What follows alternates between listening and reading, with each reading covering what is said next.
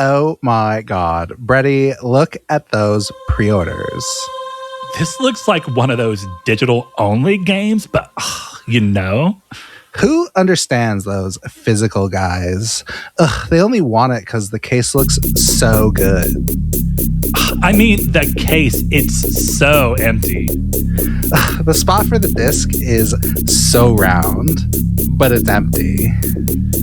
I mean, gross. Look, it's just so empty. I like Grand Theft Auto when I can, not lie.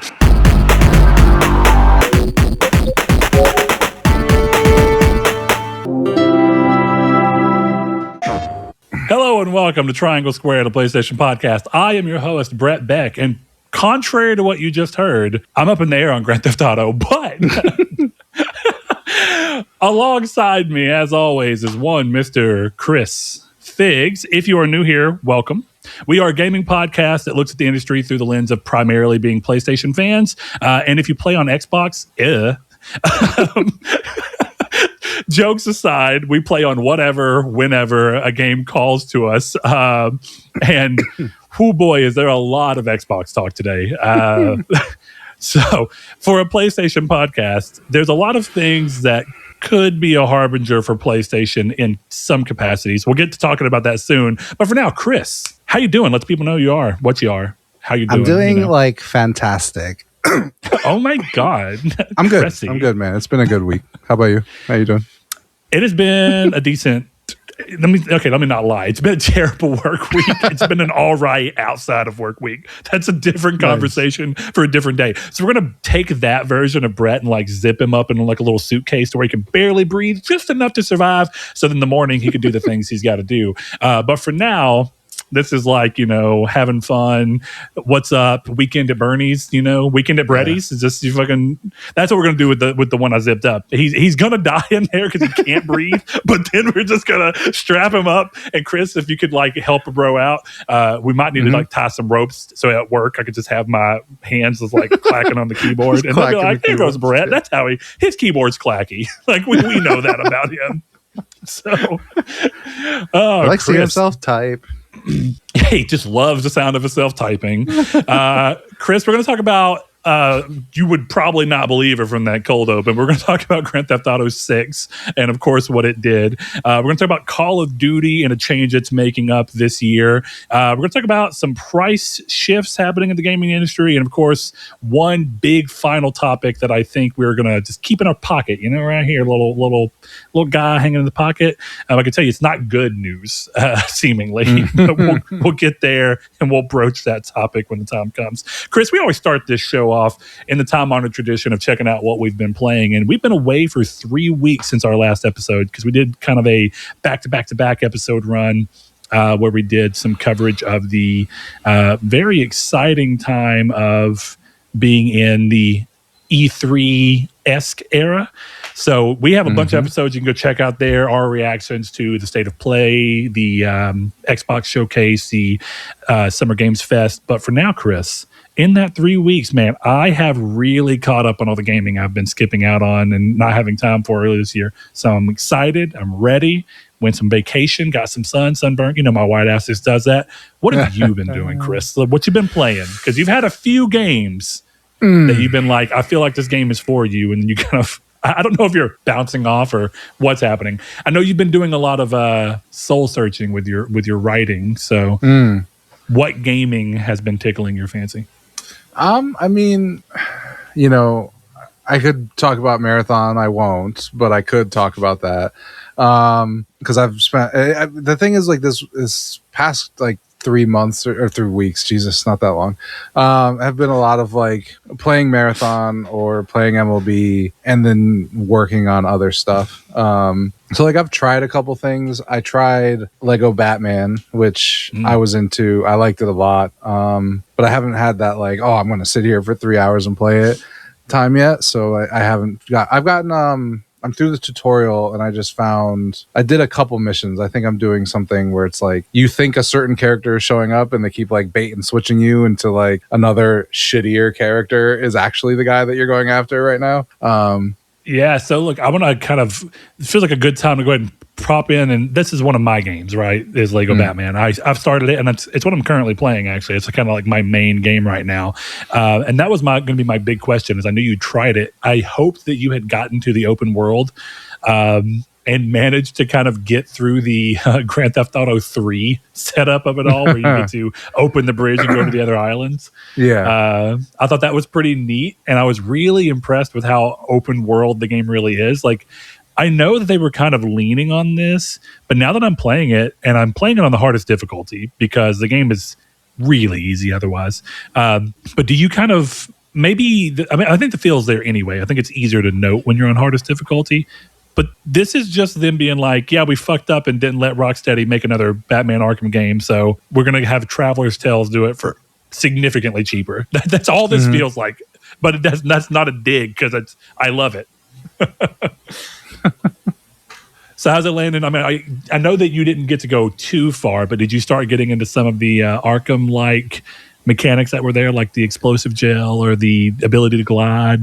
I got to, I believe I got past like the Batman part. Yes. Yeah. So I got through there. I didn't go to other islands or anything. But I got through like another villain who has a hood on. I don't know if that's a spoiler, but it's the first thing in the game. So I got through his stuff. I saw that it's very much a Lego game, you know? It is. And I think it's good, but I think the message I sent to you was like, this game is like if Rocksteady took Alexa Pro. Yeah. And I'm enjoying it. It's crazy that for a Lego game, the depth of the mechanics are all there. That's the one thing I'm feeling different here is like, yes, this is very much a Lego game, but I don't feel like I've seen a Lego game go this hard and focusing on being a collection of sensible, tied together mechanics that are trying to do more than just be in a mission. And like that's still here, just like it is in any of the Arkham games, right? Like you can go do a mission. Sometimes you're in the open world area as you're doing the mission. Sometimes you're in a enclosed environment. But you've maybe played more of the console Lego games, because one of the things I realized is that a lot of the Lego games I played were on Vita, and the Vita 3DS versions were different. So I went back and tried playing some of them on PS4, and I actually liked the Vita versions better. I really had a lot of problems with a lot of the PS4 ways that they designed them and the way they played and loaded and all sorts of stuff. But you've maybe played a bit more. Does this not... Maybe I'm wrong in thinking that this feels like them trying to really step up the Lego game. And that also comes with the price tag, because this is a $70 game. I think it's closer to Arkham than it is to typical Lego, personally. Yeah. I think it really does feel like, hey, we took Arkham and we put it in a Lego game rather than we made a Batman Lego game. Yeah. It has those moments, of course, but like the big thing for me when I think of Lego games is I don't think of challenging, and that's not to say that this game is hard, but I don't think of anything like, I don't expect to have to do a stealth section. Yeah. I don't expect that I can get through a section entirely with stealth, which I did do, and even like the fighting in it of itself is like, there's fighting in like Lego Harry Potter year 1 through 4. But it's nothing like this. Yeah, it's like, tap the thing and then they explode into more Lego bricks. Where this has it, but it feels more like, you're like fighting and you're going for, you're doing the dodges, and it's very what's the word I'm thinking of? Like pinpoints, I guess, is the closest thing I can think of. Where it's like you have to be kind of on it. And the biggest thing that I find impressive about this game is how much they emulated Arkham Knight, or even just the Arkham games in general, where you can be in the middle of a combo and surrounded by people, and for some reason Batman doesn't hit anybody and you lose your combo. This game excels in also doing that. Yeah. So which awesome. I know it's funny because it sounds like a complaint, but for a Lego game, which even the ones I played on Vita, they are not excessively hard games, but they're fun for what they are. I'm kind of loving that this one has a difficulty mode, because I don't believe the Vita ones even did. I couldn't have made them harder if I wanted to, nor did they have the mechanical backing to make it harder.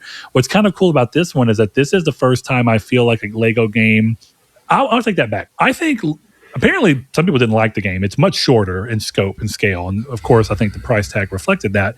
But I thought the Lego Horizon game was like good, not great. I'm not saying it was great, but it was good. It had more mechanics than most of the Lego games I'd played up to that point, and it actually did try to be like, hey, if you shoot this, it tried to be like Horizon. Hey, if you shoot this part of a thing, this something happens and causes another thing, and you can use the part you shot off of something. I thought that was cool, but it was just way good. Sorry, that game seems like a bad version of what this game is, which that game is a bad Horizon game wearing Lego skin, and I feel like this is a good Batman game wearing Lego skin, where it's like, yeah, the bricks explode and you can destroy the ferns, and you have these moments where you have to build, but this is very much we're telling a Batman story of our own while referencing all the other ones.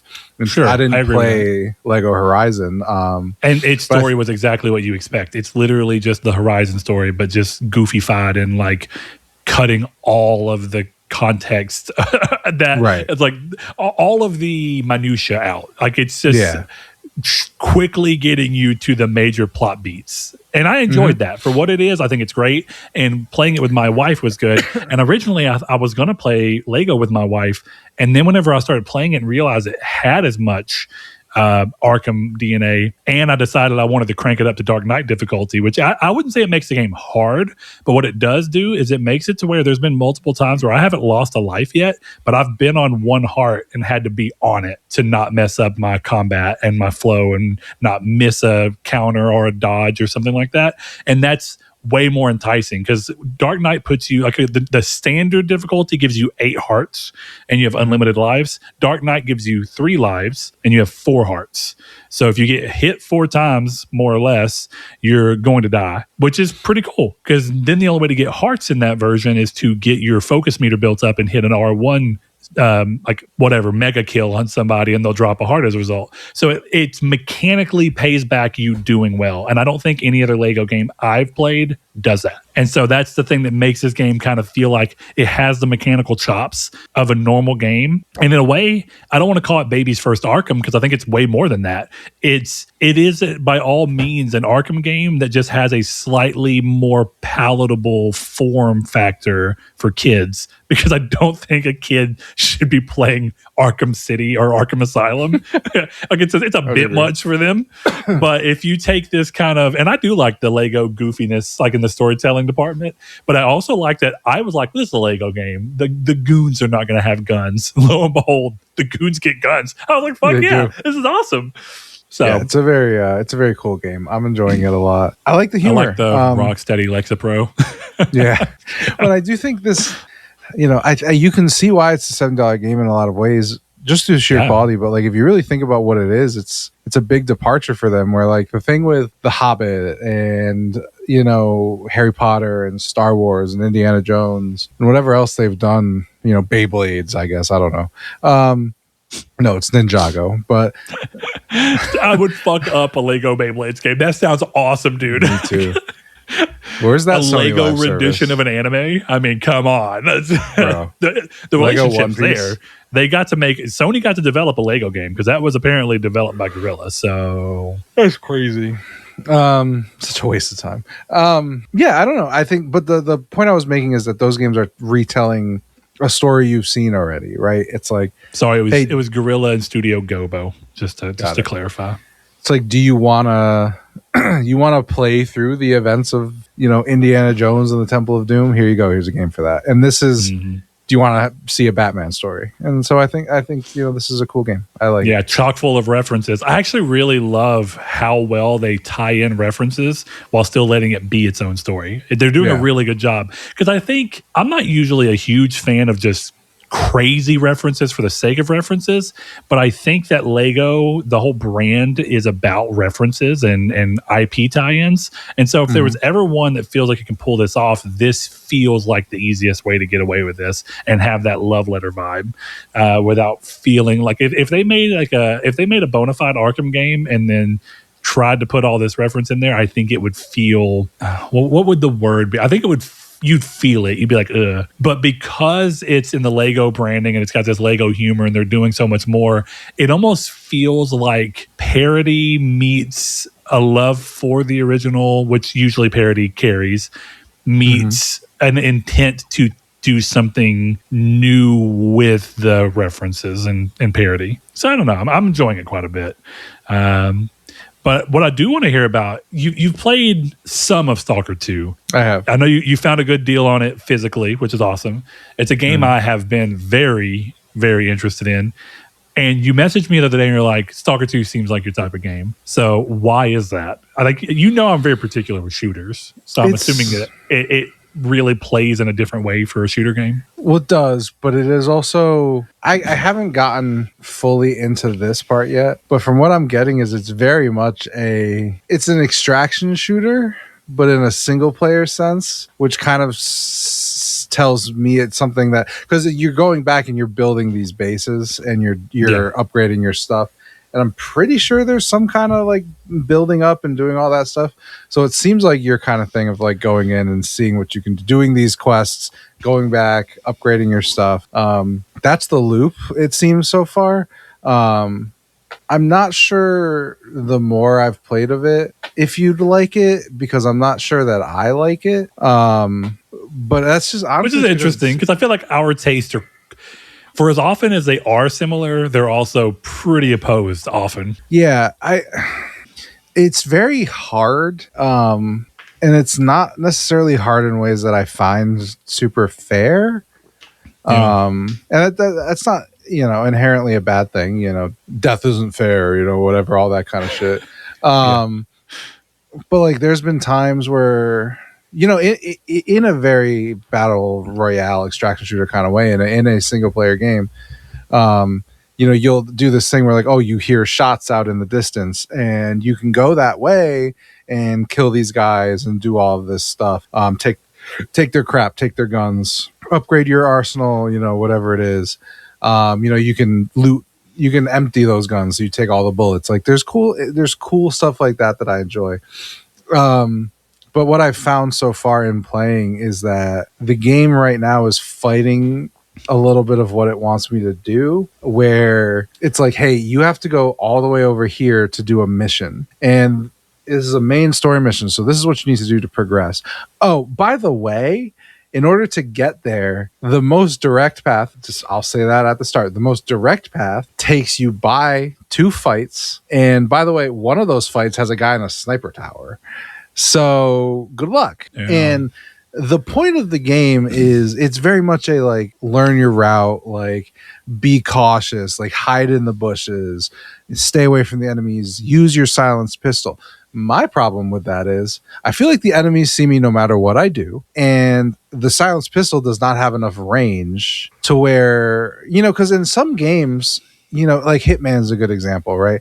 If you're really good with the gun, it takes time to learn it. It's not like a GTA where you're going to snap to a head and shoot them. But like you could shoot someone from across the map with a silver baller. Like if you could line that up, you could do it. And I can't tell with Stalker if I'm missing, I don't have the range, or the game just doesn't work. And I feel like that's kind of a problem with it. It's a bit of an RPG too, right?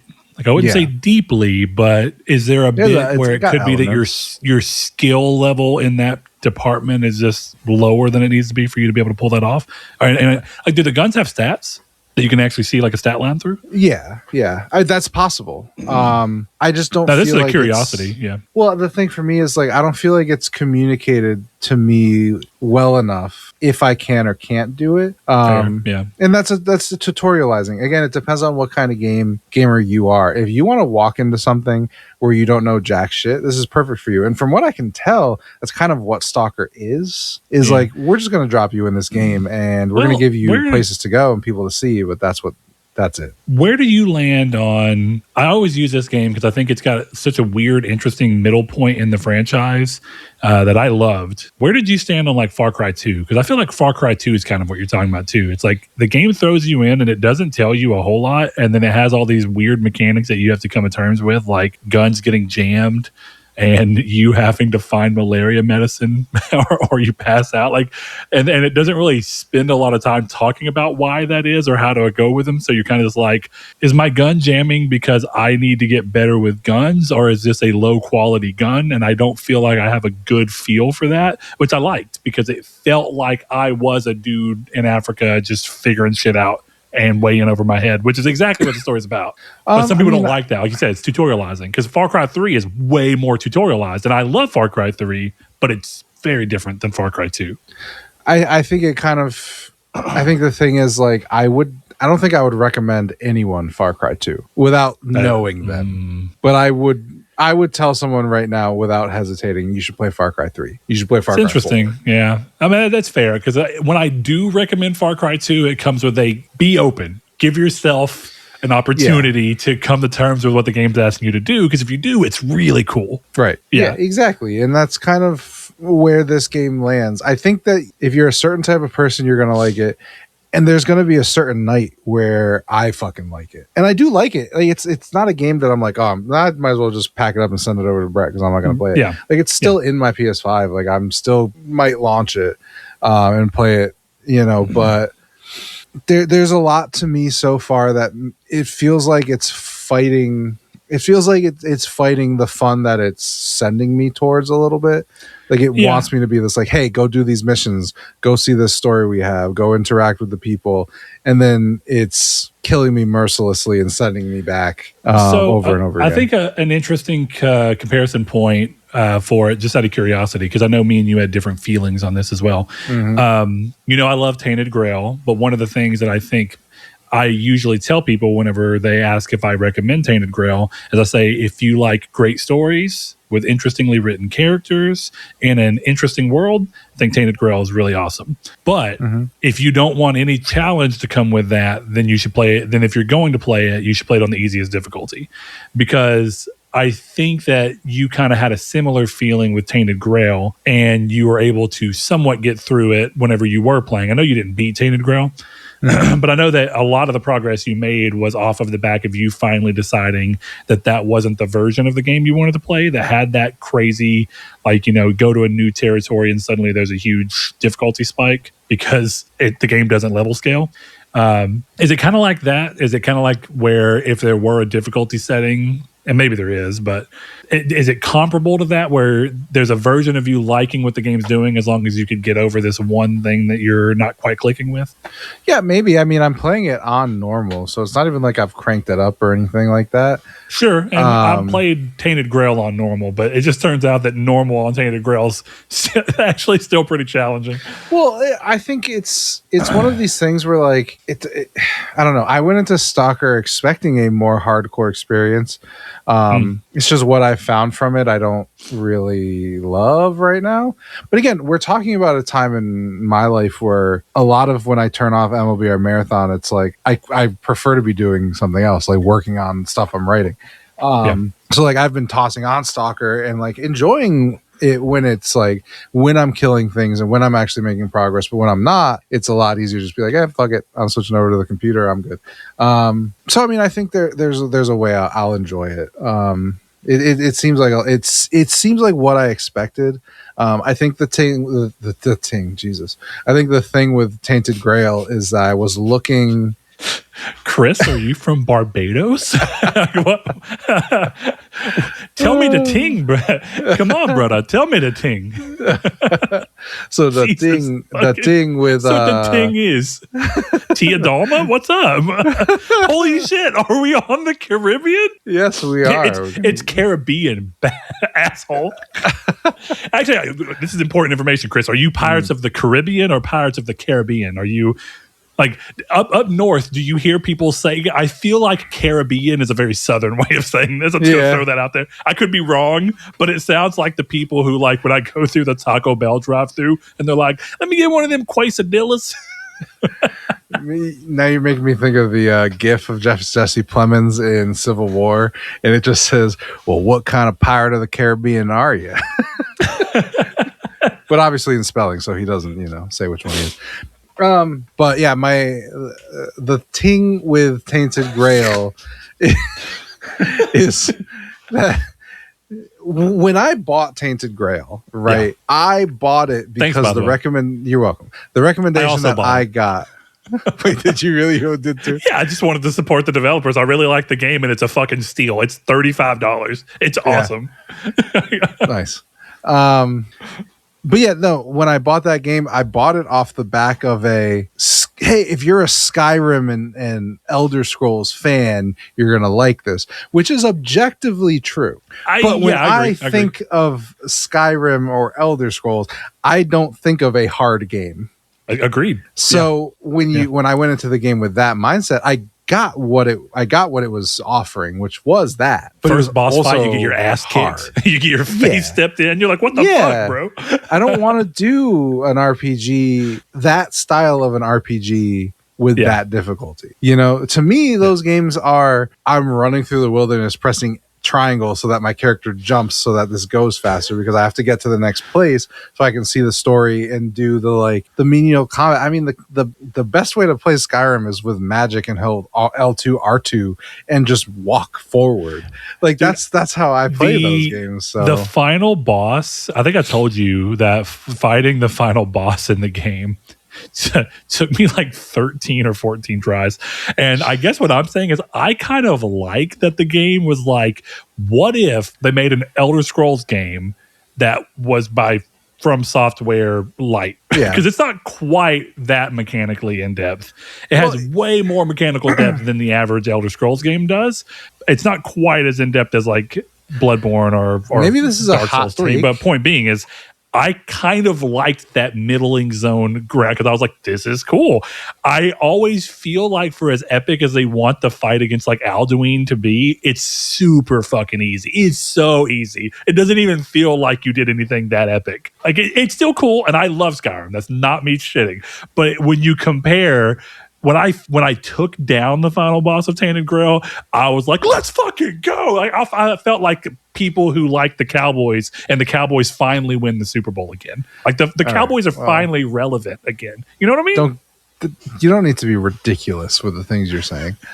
I think that's where you're wrong, Chris. It's like my bread and butter. You know what I mean? Like Roadhouse has got like the rolls and butter. You know, I'm over here with like a nice brioche. Yeah, the problem is the Cowboys being good or winning anything is so unrealistic that you've kind of jumped the shark. I already know someone's like screaming at their device right now. Like, the Cowboys are fucking good. No, for sure. They are really good at losing. I don't even give a fuck about football. So my favorite thing about bringing these things up is it's like I get to be like, I don't care. I can't say anything because I'm a Red Sox fan and we do win more than the Cowboys, and we had an 86-year curse. So, True. I used to fuck with people whenever people would be like, I'd be like, whenever people started talking about something I didn't care about, I'd be like, how about them Astros? that was my keyword. You lost that I don't one. give that a one's shit. not working anymore. Yeah, they're doing fucking great, man. Now get your work done. Yeah, I'm talking about like 2008 through 2012. That was like my go-to saying at that point. How about them Astros? I'm sure my wife, if I like, you remember this? She'd be like, God, fuck yeah, I remember that. You like, so how about the Astros? I don't know. The only thing, last thing I was saying about Tainted Grail, because whatever. I feel like I feel like it wasn't. This maybe won't make sense, but I feel like it wasn't hard enough for me where I was for me to have the sense of, oh, I got through this that I would get with an Elder Scrolls or not an Elder Scrolls. It was hard enough to piss you off. Yeah, it was hard. It was hard enough to be annoying, but not rewarding. That's how I felt about it. Yeah, and while I don't agree, I think I get it definitely when you go into it. That's why every time I tell somebody, I'm like, don't go into it thinking Skyrim and Skyrim only. Yeah. Go into it thinking Skyrim-like setup, Skyrim-like exploration, not Skyrim-like difficulty. The game does demand more of you. And specifically Skyrim, I like to use that example because this game does lock you down paths, unlike, to a degree. It's like you can't just be great at fucking everything in Tainted Grail. Right. Which is good. Yeah. Like the leveling system doesn't really give you enough to pull that off. I think technically if you kept leveling, there's nothing physically stopping you, I don't believe, from going down another branch of a path. It's just you don't have enough points to do so. Whereas Skyrim just gets keep going, baby, keep going. Yeah. One more time, baby, let's go. Let's give you one more, baby, let's go. So that kind of shit is like where I think Skyrim excels at people who also like to see number go up. I think it's also part of why you like Skyrim, if we're being honest. But also, I think people like the power trip thing, whereas this game is like, no, you're not the strongest thing. You're not the chosen one.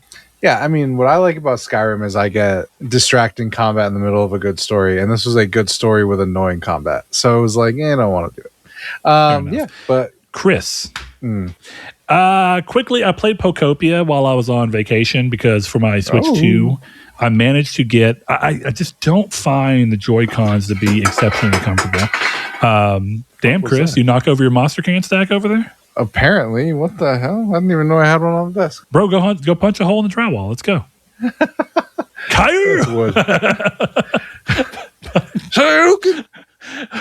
But Pokopia I came around to because I bought it a long time ago for my wife to try out. She played like 18 hours of it, which is enough for me to think it was worth the money I spent.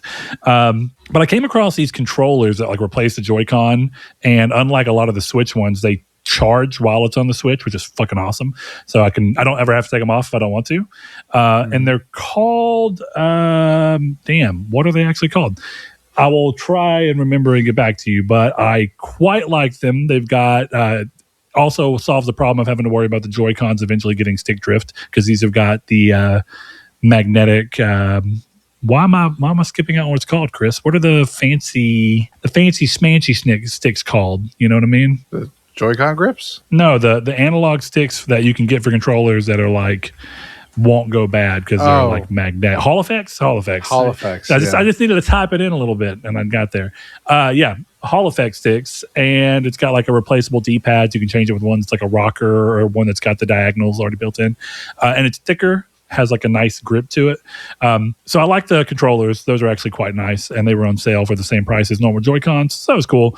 Pokopia is fun, and I was a little right in initially thinking that it might be a little too Animal Crossing for me. Like it's a little too much like, hey, do a lot of tedious shit endlessly. And I still enjoy it, but kind of like you're talking about with Stalker, like I would probably turn it on if I just told myself to go play it and turn it on. I think I'd turn it on and have a few minutes, like even maybe a couple of hours of fun with it. Mm-hmm. But I'm never like, ooh, I can't wait to get back to Pokopia. You know, that makes sense. Yeah. And to some degree, I think that's the sauce, right? That's like the thing about a game that's like a game can be good, but if it doesn't draw me back to it, it doesn't mean I think the game is bad, but it's probably not going to be on my list in the same way as someone else who has that drive from it. And I just don't have the drive from it. I made it to where I can go because it's a lot like Dragon Quest Builders, which I should have known. I had a similar experience with Dragon Quest Builders. I liked the game, thought it was fun, eventually stopped playing it without beating it. You can go to another world. Like you have this big open world area or like a hub, and then you can go to another one and kind of like start again and meet different Pokemon and do these things. So the game's got depth for people who are like Animal Crossing that just want to keep going. It's getting a lot of DLCs. That's cool. It was nice to have a reason to play my Switch. So I played like 8 hours of Pokopia, maybe 10. I wouldn't say crazy amount, but it rained a lot on vacation. So we were looking for other things to do here and there. But Chris, have you heard about a pretty controversial game? I'm curious to see what your thoughts are on it, even if you haven't played it. Have you heard about Mixtape? Yeah. So funny story. I had bought it before you did. So I was raring to go. Yeah. I thought you downloaded it off of me, and I'm like, oh no, he bought that. Oops. I bought it. That's okay. I like the game. So again, support the devs. I'm happy with it. Nice. I wanted to play it. It seems I refuse to believe it's as offensive as everyone. To me, I don't know how to phrase this properly, but I refuse to believe it's as offensive as everyone is making it out to be. Right? I think that's the right way to say it, because I think people are just pissed. And don't get me wrong, this is a big reason. We talk all the time about how I don't really love putting scores on it, but people are so familiar with putting a score on a game that it is a useful tool to try and express to someone how you comparatively rank this game to something else.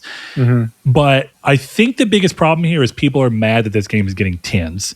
And I think the thing that's pissing me off is that people are I don't even think most people are playing the game, but I think some people are playing the game and they're so caught up in the fact that something that they think was more deserving of a 10 didn't get a 10 or got a 9 or a 8 or whatever it be. And then they look at this and they go, this shouldn't have got it. And they start to judge this game based on the madness of something else that they thought should have gotten a better treatment, not getting that. And then they start just piling shit up on the game and being like, this is bad and this is bad and there's not even this. And one of the things I hate is like someone was like, there's only 30 minutes of gameplay in this game. First of all, that's just choosing how do you play it. There's a part in the game pretty early on where you go to this lake and you get to like skip stones. And like it's like a full-on rock throwing mechanic where like you like the more you hold it, the more it charges it and you can get the rock to go further. And depending on the angle that you hit it at will depend on how much it bounces. And the game doesn't require you to do it long at all. It's optional, but the game does have things for you to knock down. And the more stuff you knock down, it keeps lifting new shit out of the lake for you to try and hit and knock over. I spent 35 minutes skipping stones in the game because I had so much fucking fun doing it. I was just having a blast, hitting shit, trying to hit shit that was far off and seeing if I could. And then I kept going because I was like, maybe there's a secret if you just manage to hit everything and get it to go. If there is, I never found it, but I don't give a shit because I had a blast. But my point being is that one gameplay segment had more than the time that people are trying to act like this game has as gameplay in it, because I wasn't worried about comparing the game to something else. I was just enjoying the game for what it is.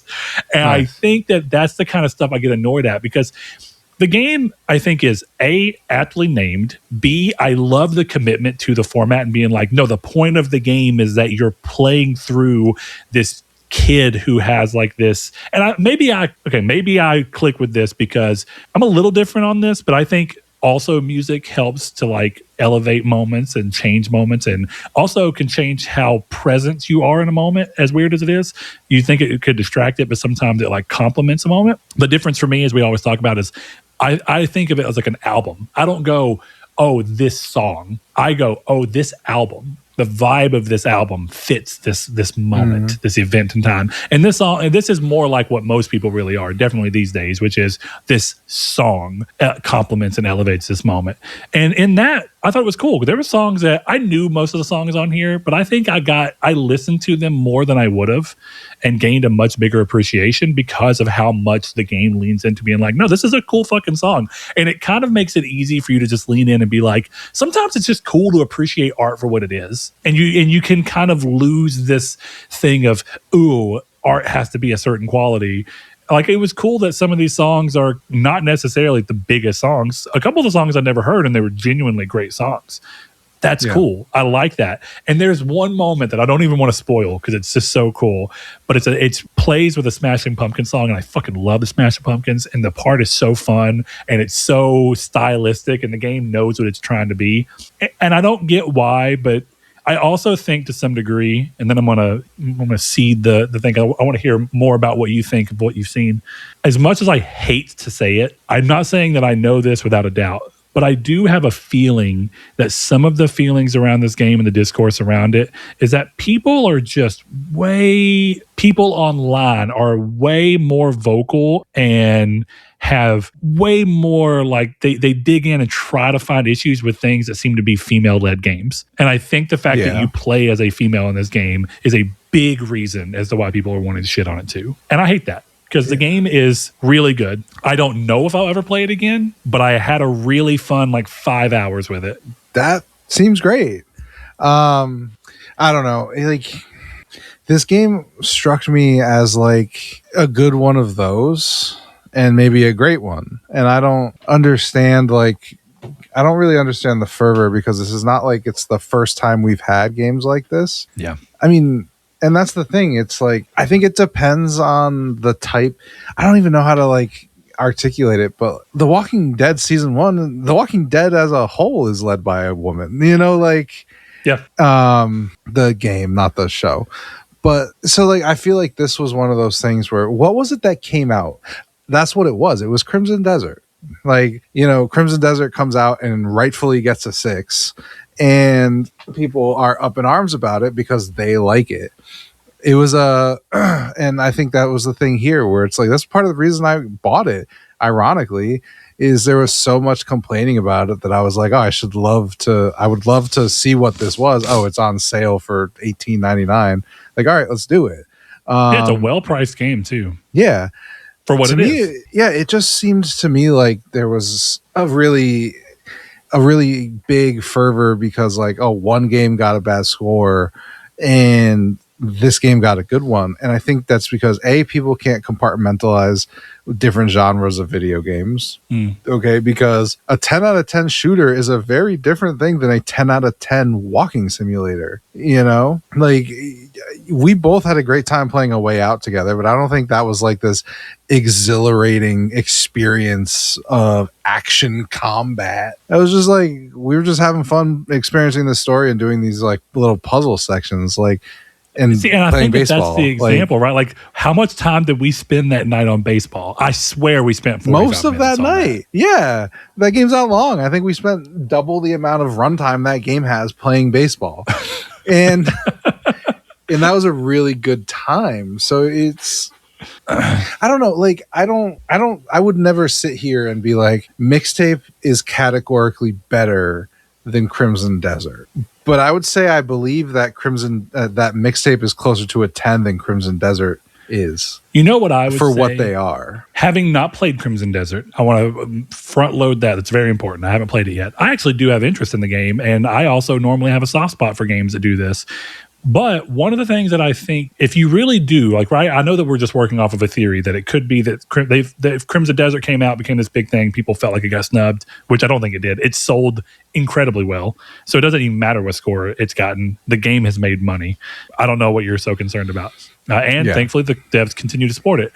But what I would say is that if this theory has any truth to it, like, and I'm sure there's one person who goes, Crimson Desert got a fucking 7 out of 10 and this got a 10 out of 10, what gives?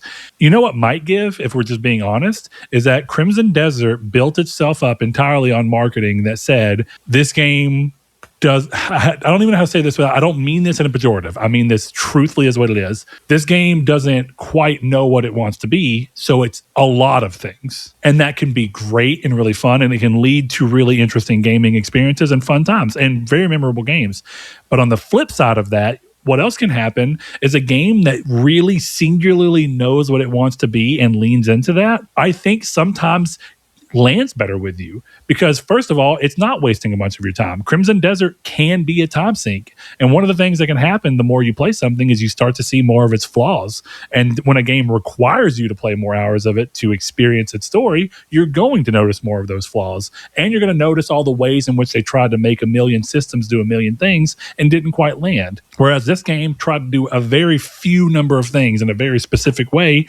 And as long as the type of story that it is something you're interested in, I think it lands. And that's the whole point. Is like the game has a much more singular focus. I think I would agree. I think that game is a 10 out of 10 for what it's doing. Having not played Crimson Desert, again, don't like giving scores. I can't, but I wouldn't be surprised if I played it and go, I'm having a blast. This is really fun. It's a 7 out of 10 RPG because it has too many cooks in its proverbial kitchen.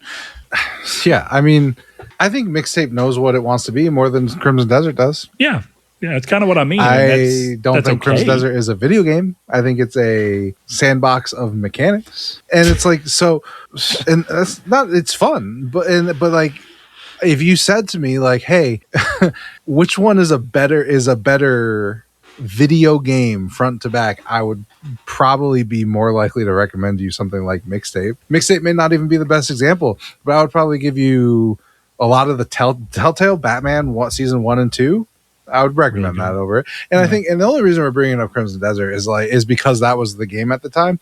Let me be clear, Marathon was also getting shit about it because the same reviewer, the Thai guy Travis or whatever, gave Marathon an 8 and Crimson Desert a 6. And he underscored Marathon and overscored Crimson Desert. I don't know what to tell you. But IGN also, you know, it's the typical arguments. It's IGN is different people. It's blah, blah, blah, blah, blah, blah. Everybody should know this kind of stuff. Yeah, true. But, you know, I just think with Mixtape, if you look at what Mixtape is, like just on a Grums tweet or an Asmongold stream, right? Like it looks dumb, right? If the only thing you see of Crimson Desert is that weird tongue kissing thing, I'm sure you you're mean Mixtape? Yeah. Yeah, that's the one. Yeah. I'm sure you look at that and go, oh, whatever, this game is so corny and lame. But to me, like, I even saw that and I'm like, yeah, maybe this is a little weird. And I'd probably get off this section as quick as it. Horrendous phrasing. I would probably move past that section.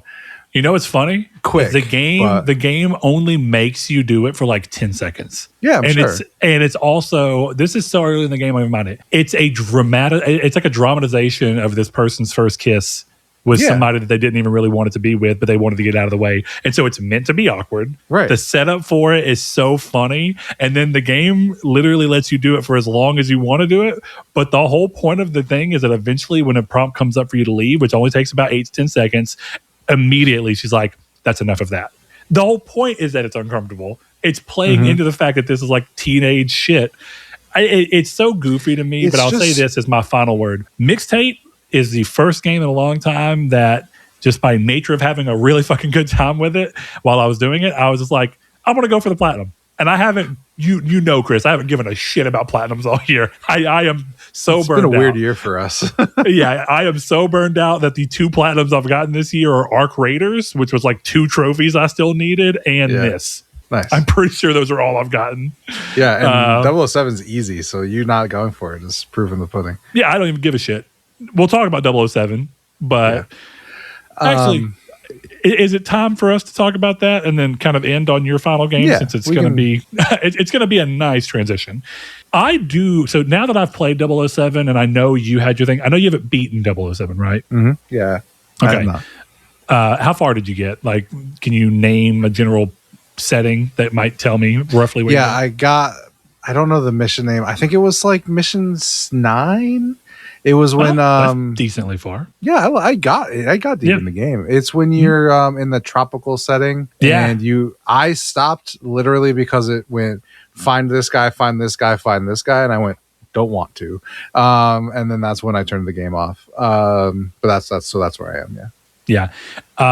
In an interesting way of playing 007, I think the first thing I told you was that I specifically did not spend a lot of time looking at the game. That was on purpose. I didn't want to see a bunch. I wanted to just be excited, pick it up, play it, and see what it was. But I do realize that in my head, I think I thought it was way more Uncharted than it actually is. But at the same time, when it's going Uncharted, and it's fucking awesome and I'm having a blast with it. But I actually got to a point where I was like, I really do appreciate, even though it surprised me initially, I appreciate how slow and kind of into the minutia the game's willing to get in like areas where you like to go collect intel and eavesdrop and do these random things. So like, this is pretty cool. And in a way, it shows me why someone had like, this must have been how they pitched the game to people and said, this is how we can mix what we bring to the table with Hitman, with James Bond, and make it work. And having not played enough Hitman, I don't think I saw that in my mind's eye as something like, I don't think it was crazy to think of. Playing it, I wasn't like, oh, I would have never imagined. I was just like, oh, having not played enough Hitman, my brain wasn't registered to automatically go there. Couple that with the fact that I'm not like a massive James Bond fan. I'm a very passive. I've seen a few of them. I have not. The only Daniel Craig one I've seen is Casino Royale because it came with my PlayStation 3 and I didn't think it was that great. And so I never bothered with the rest of them.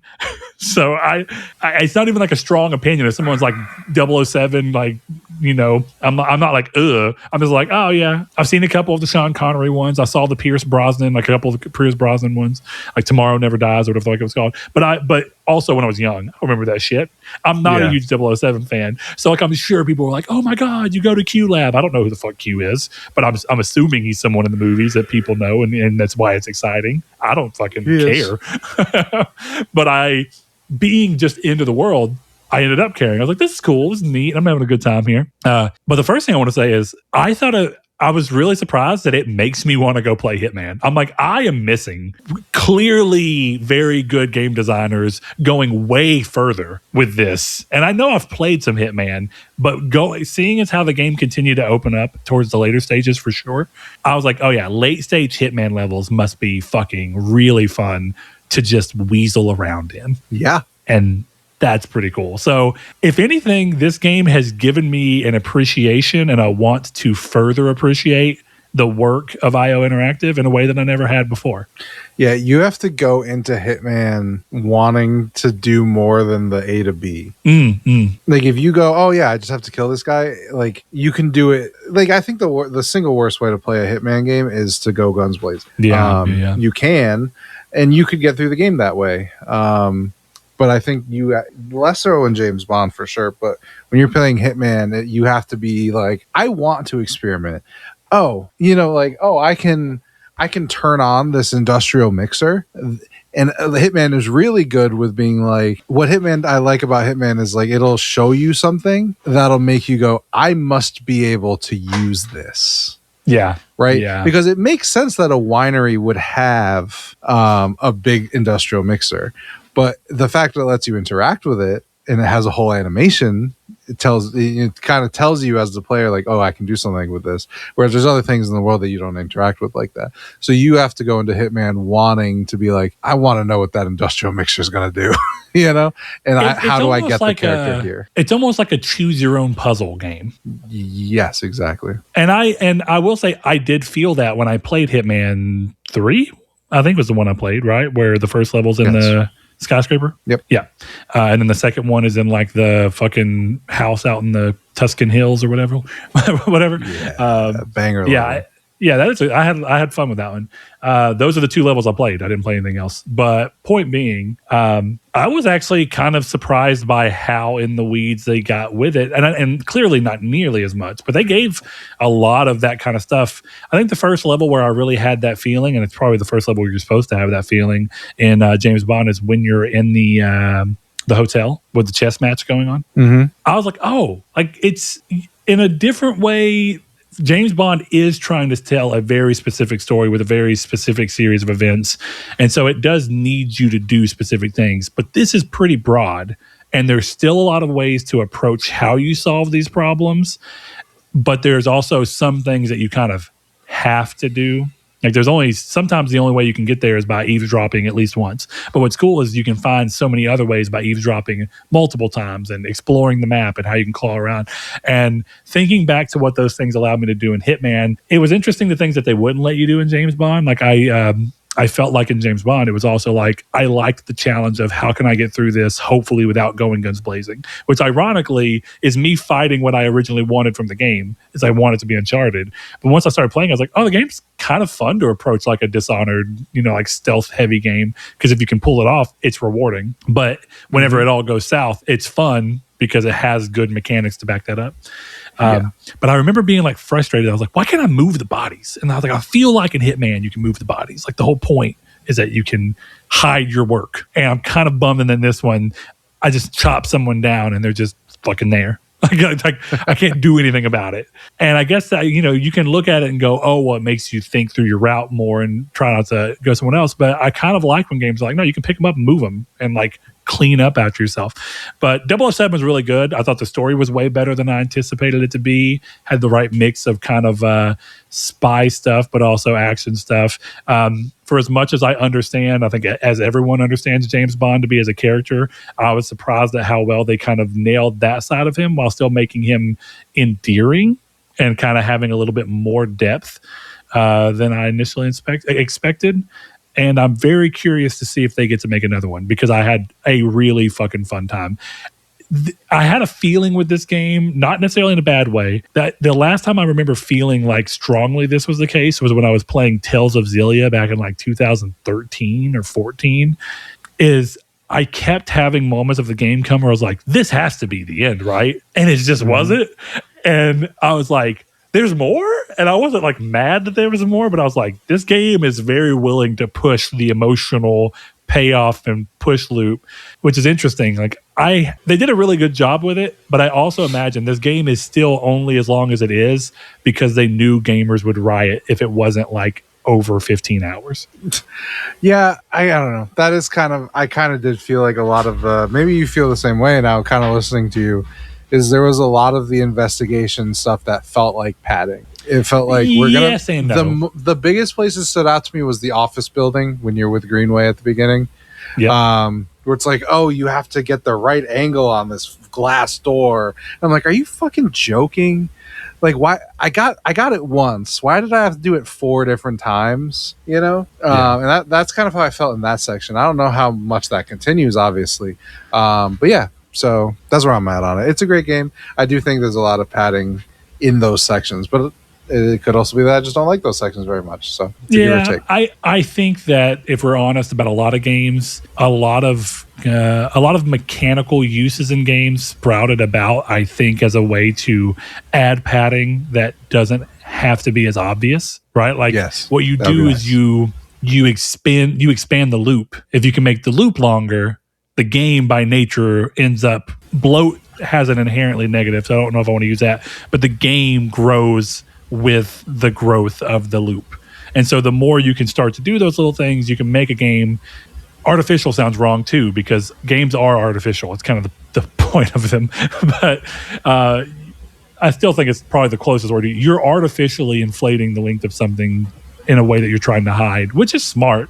And I think that whenever the magic trick works in a game does that, but you don't ever feel it, that's like the little, it's like the Bermuda Triangle. It's like you get lost in it. You don't even think about it. You're not worried about it, which is good. That's what you want. But yeah, I was really just kind of curious to hear where your comparison to Hitman and where this game landed was. And I think I get it. I think 007 is really good, but I think that it can become a bit of a thing of your expectations from the previous games can definitely change the way you feel about the new game.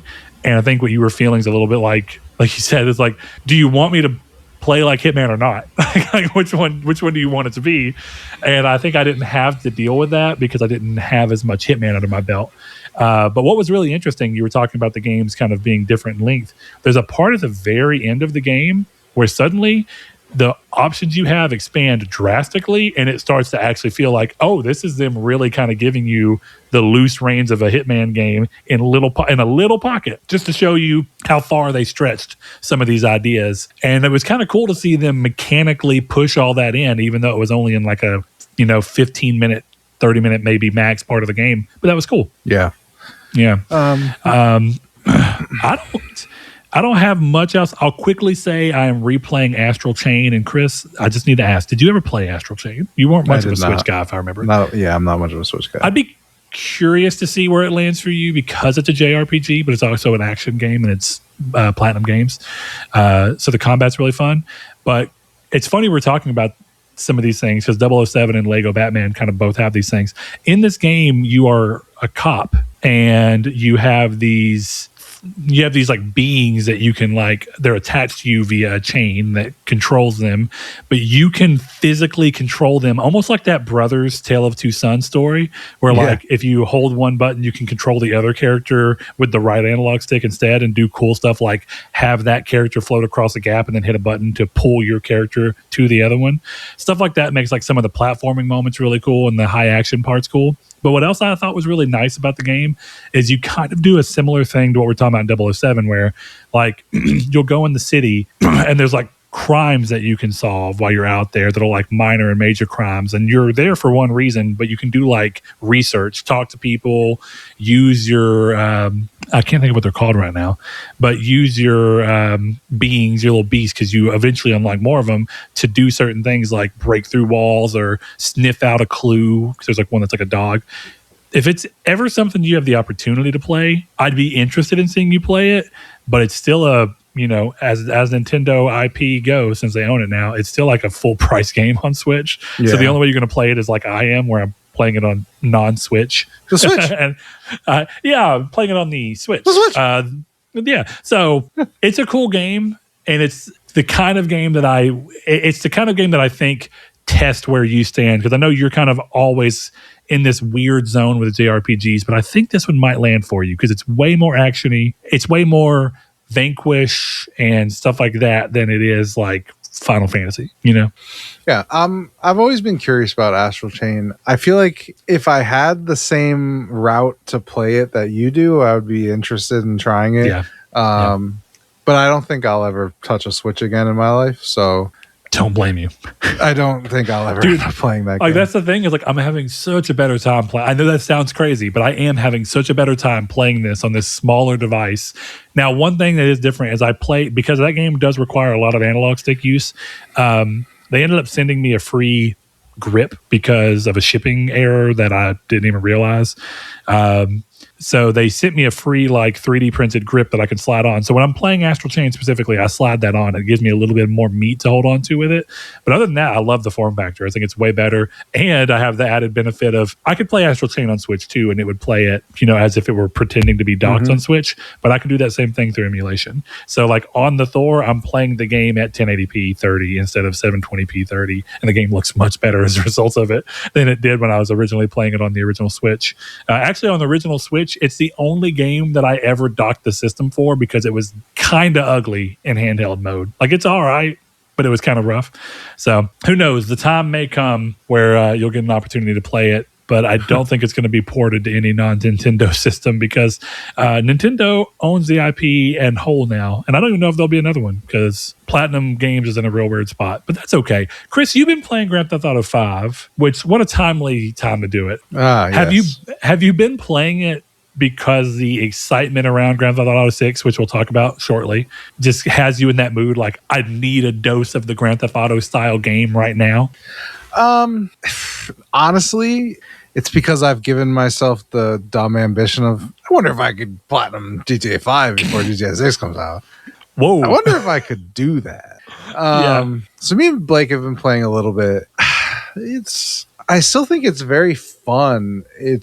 I'm very curious about what GTA 6 is going to be for me, which we don't, have to get too into it now. But like what I'm finding with 5 is like, I really like the story and I really like the open world sandbox. But that doesn't always keep me around. Like I will for sure I will play 100 hours of GTA 6.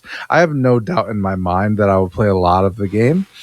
But online, I've never found to be this super engaging thing. So it just makes me curious because what I'm finding now is like I'm having a good time doing GTA Online stuff, but they've done so much to it that everything I'm doing kind of feels aimless. Like I know they added like stuff with Michael and I wanted to see that, but like it feels like it's buried between so many layers of other shit to do that it's not focused on that. GTA Online is a weird beast where it's like all about hanging out with your friends and doing this kind of stuff, and only someone specific like me who's like, oh, I wonder if I could get to level 100 and like how fast can I get to level 100.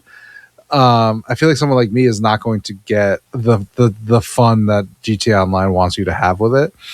So I'll be interested to see how that comes around with GTA 6. I'll be curious to see if GTA Online is its own game or not, if it's going to be part of GTA 6. So yeah, I mean, I don't have a ton to say about it. I'm very excited for Grand Theft Auto 6. So a lot of this was, well, I'm going to play it again before 6. I want to see the story through. And honestly, recently I've played almost every Grand Theft Auto game except 4. So, I mean, I'll definitely finish San Andreas. I'm like halfway through that on the definitive edition. And I'll replay Grand Theft Auto 5 and we'll see. Maybe I'll actually go for it. I did get all the Red Dead Online trophies, so we'll see. Maybe I'll do it. But I don't have much to say. Grand Theft Auto 5, I still think is a great game. I love the way it handles. I love the way it controls and the way the combat works. So for me, I'm cool with it. And I want to see, I'm ready to see the evolution. That's part of why I want to play it again, is to like finish 5. Feel the evolution, feel the difference. Yeah, it's probably going to be the only time we get a true feeling of what it felt like to turn on a PS3 or a 360 after playing PS2. That I feel like that could be the jump that we're going to see in a way. That could be overhyping it a little bit, but let's not forget that GTA 5 is a PS3 game. Yeah, but do you specifically mean from GTA to GTA, or do you mean like GTA 6 will have that feeling over even like, this is not a great example because it's not necessarily new, but it's still a great looking game. So we'll say like GTA 6 as opposed to The Last of Us 2. You know what I'm saying? Like, are you specifically talking about the divide between, because even if you're playing GTA 5 on PS5, it is fundamentally the PS3 game. They just really made it pretty. And even then, they didn't go that far. It's not like the PS5 release did anything. All it did was like, hey, the PS3 version, textures. We're bumping the resolution again. Yeah, it's all textures. I think it's more specifically because the thing is, like, on a general scale, we're never going to get that jump again. I don't think. I think this is going to be the closest. The only other game I can think of that kind of has this same kind of thing because of how big the games are, how long they take to make, blah, blah, blah, or at least how long they've started to begin to take to make. And it's just not the best developer to have this sense with. But if can't believe I'm about to say this, if Bethesda Softworks can actually get their shit together and make a game that is technically competent, the jump from Oblivion to Skyrim is actually pretty massive. If you play OG Oblivion to OG Skyrim, for it to be on the same console generation, it's pretty massive in terms of how the games approach.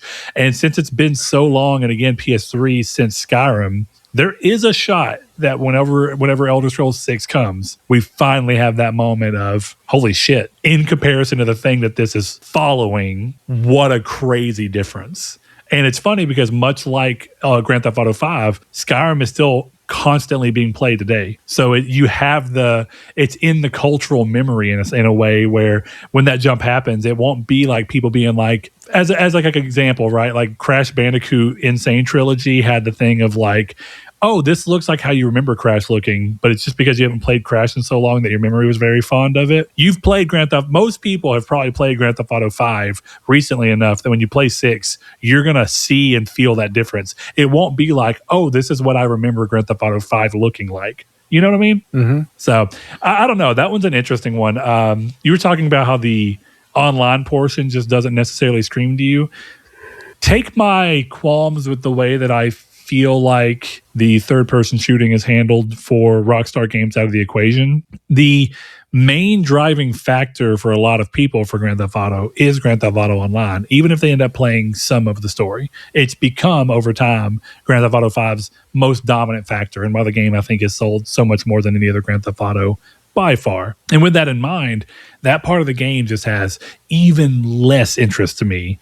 Like, there's a part of me that, because I know Rockstar knows how to tell good stories, wants to play Grand Theft Auto 5, even though I didn't jive with it a lot back then, but I still know they tell a good story. So there's something for me there if I ever choose to go back into it, but not the online. And that's what's weird with GTA 6. It's like I'm struggling with that feeling of like, culturally, I feel like I'm being told by the way people are acting that I should care, and I just can't bring myself to care, which is an interesting spot to be in. I'm of two minds. I feel like it's kind of insane not to care, but I don't think that means you have to want to play the game. Maybe that wording is, when I say care, I do mean so far as I really think to a degree I just don't, because I actually think definitely now that we have some of this, I guess this is a way for us to get into the first topic. Yeah. And we'll save the question I was going to use for a little bit later. So Boris Bohr, keep listening. We're going to throw you in at the end of the episode with another question that we have, just so we can carry this conversation on. Part of me wants to say that I care about it because it's going to be big in the gaming industry. And as someone who likes gaming industry, therefore it has an impact on it. But I think the problem is that since I don't care about the game itself, since that thing is not currently drawing me to it, and the only part of it that matters is how it can impact the games industry, my worry was always that whatever it chooses to do, people are going to use in the games industry to say, we've finally been given the go-ahead to move forward based on the practices the Grand Theft Auto sets. With that in mind, we'll quickly read off the first news thing and then kind of continue this off. So Grand Theft Auto 6 breaks pre-order records amid a code-in-the-box physical outrage. Pre-orders for Grand Theft Auto 6 officially launched on June 25th, 2026, instantly smashing historical records, while simultaneously triggering some community backlash. Even with an $80 USD price tag, online storefronts showed massive day one demand. Meanwhile, Microsoft publicly pushed back against early reports that PS5 pre-orders were outpacing Xbox by an 8-1 margin, confirming that Grand Theft Auto 6 has set all-time pre-order records on the Xbox platform as well. whatever that means. The celebration was quickly cut short for some when Rockstar Games confirmed that the physical console edition will not feature an actual disc. Buyers purchasing the physical box at retail will find nothing but a single-use digital download token inside the case. Some are furious about the death of physical ownership and the loss of traditional midnight launch unboxing vibe. The backlash is so severe that several independent retailers, including Lootbox Gaming, are straight up refusing to stock the item or the game because they refuse to sell an empty piece of plastic. So to that end, Chris, I do want to talk about the fact that the game, this what we're already talking about is kind of already there. This is like a huge moment in gaming. Huge moment for players, huge moment for Rockstar, huge moment for the console manufacturers who get their sweet 30% off the back end of that sale. But it also means that the moment they went 80, which I'm so glad they went 80, I want to front load this with the fact that they could have gone so much worse. And there was even a part of online people who were basically saying they should go worse with the pricing. And while I would never sit here and argue that they can't justify a $100, $120, $150 price point, maybe they can. The problem I have with this is not about the game. We haven't played the game. I don't have an opinion there. But people are going to look at both this $80 price tag, which I know that they're not the first game to do it, but the only other game so far that has actually done it is Mario Kart, and it's Nintendo, and Nintendo kind of do what they want anyway. They don't necessarily set the stage for what people use, definitely in the third-party realm, but definitely Grand Theft Auto 6 seems like it would. So between the $80 price point there and the buying a case and just getting a download code, I think both of those are ultimately not the best move for gaming going forward. So in a way, I guess I'm still kind of to the point where in a way I can't be bothered to even care about the game because I think the only things that there are for me to care about are I view in a more negative skew than I do in a positive skew, which I think you're such a... You already have given so far into the digital thing, though ironically, you just bought Stalker physically. But what's your feel on both of those things? I think I could be convinced with the price tag. That one's not as big of a thing as the we're only going to give you the case with a code. And it seemingly, at least right now, it seems like at no point will they ever make a case with a disc inside. What's your feel on both of these? Because I think we're different on this particular area. I think $80 was pro-consumer, quite frankly. I think, here's a hot take that no one's talking about. I think $80 for Grand Theft Auto 6 has locked in $70 as the max for everything else. I want to throw it out there that I will be so happy to see that be the case. Well, here's the thing. I'll gladly tell you how right you were if that's how it goes.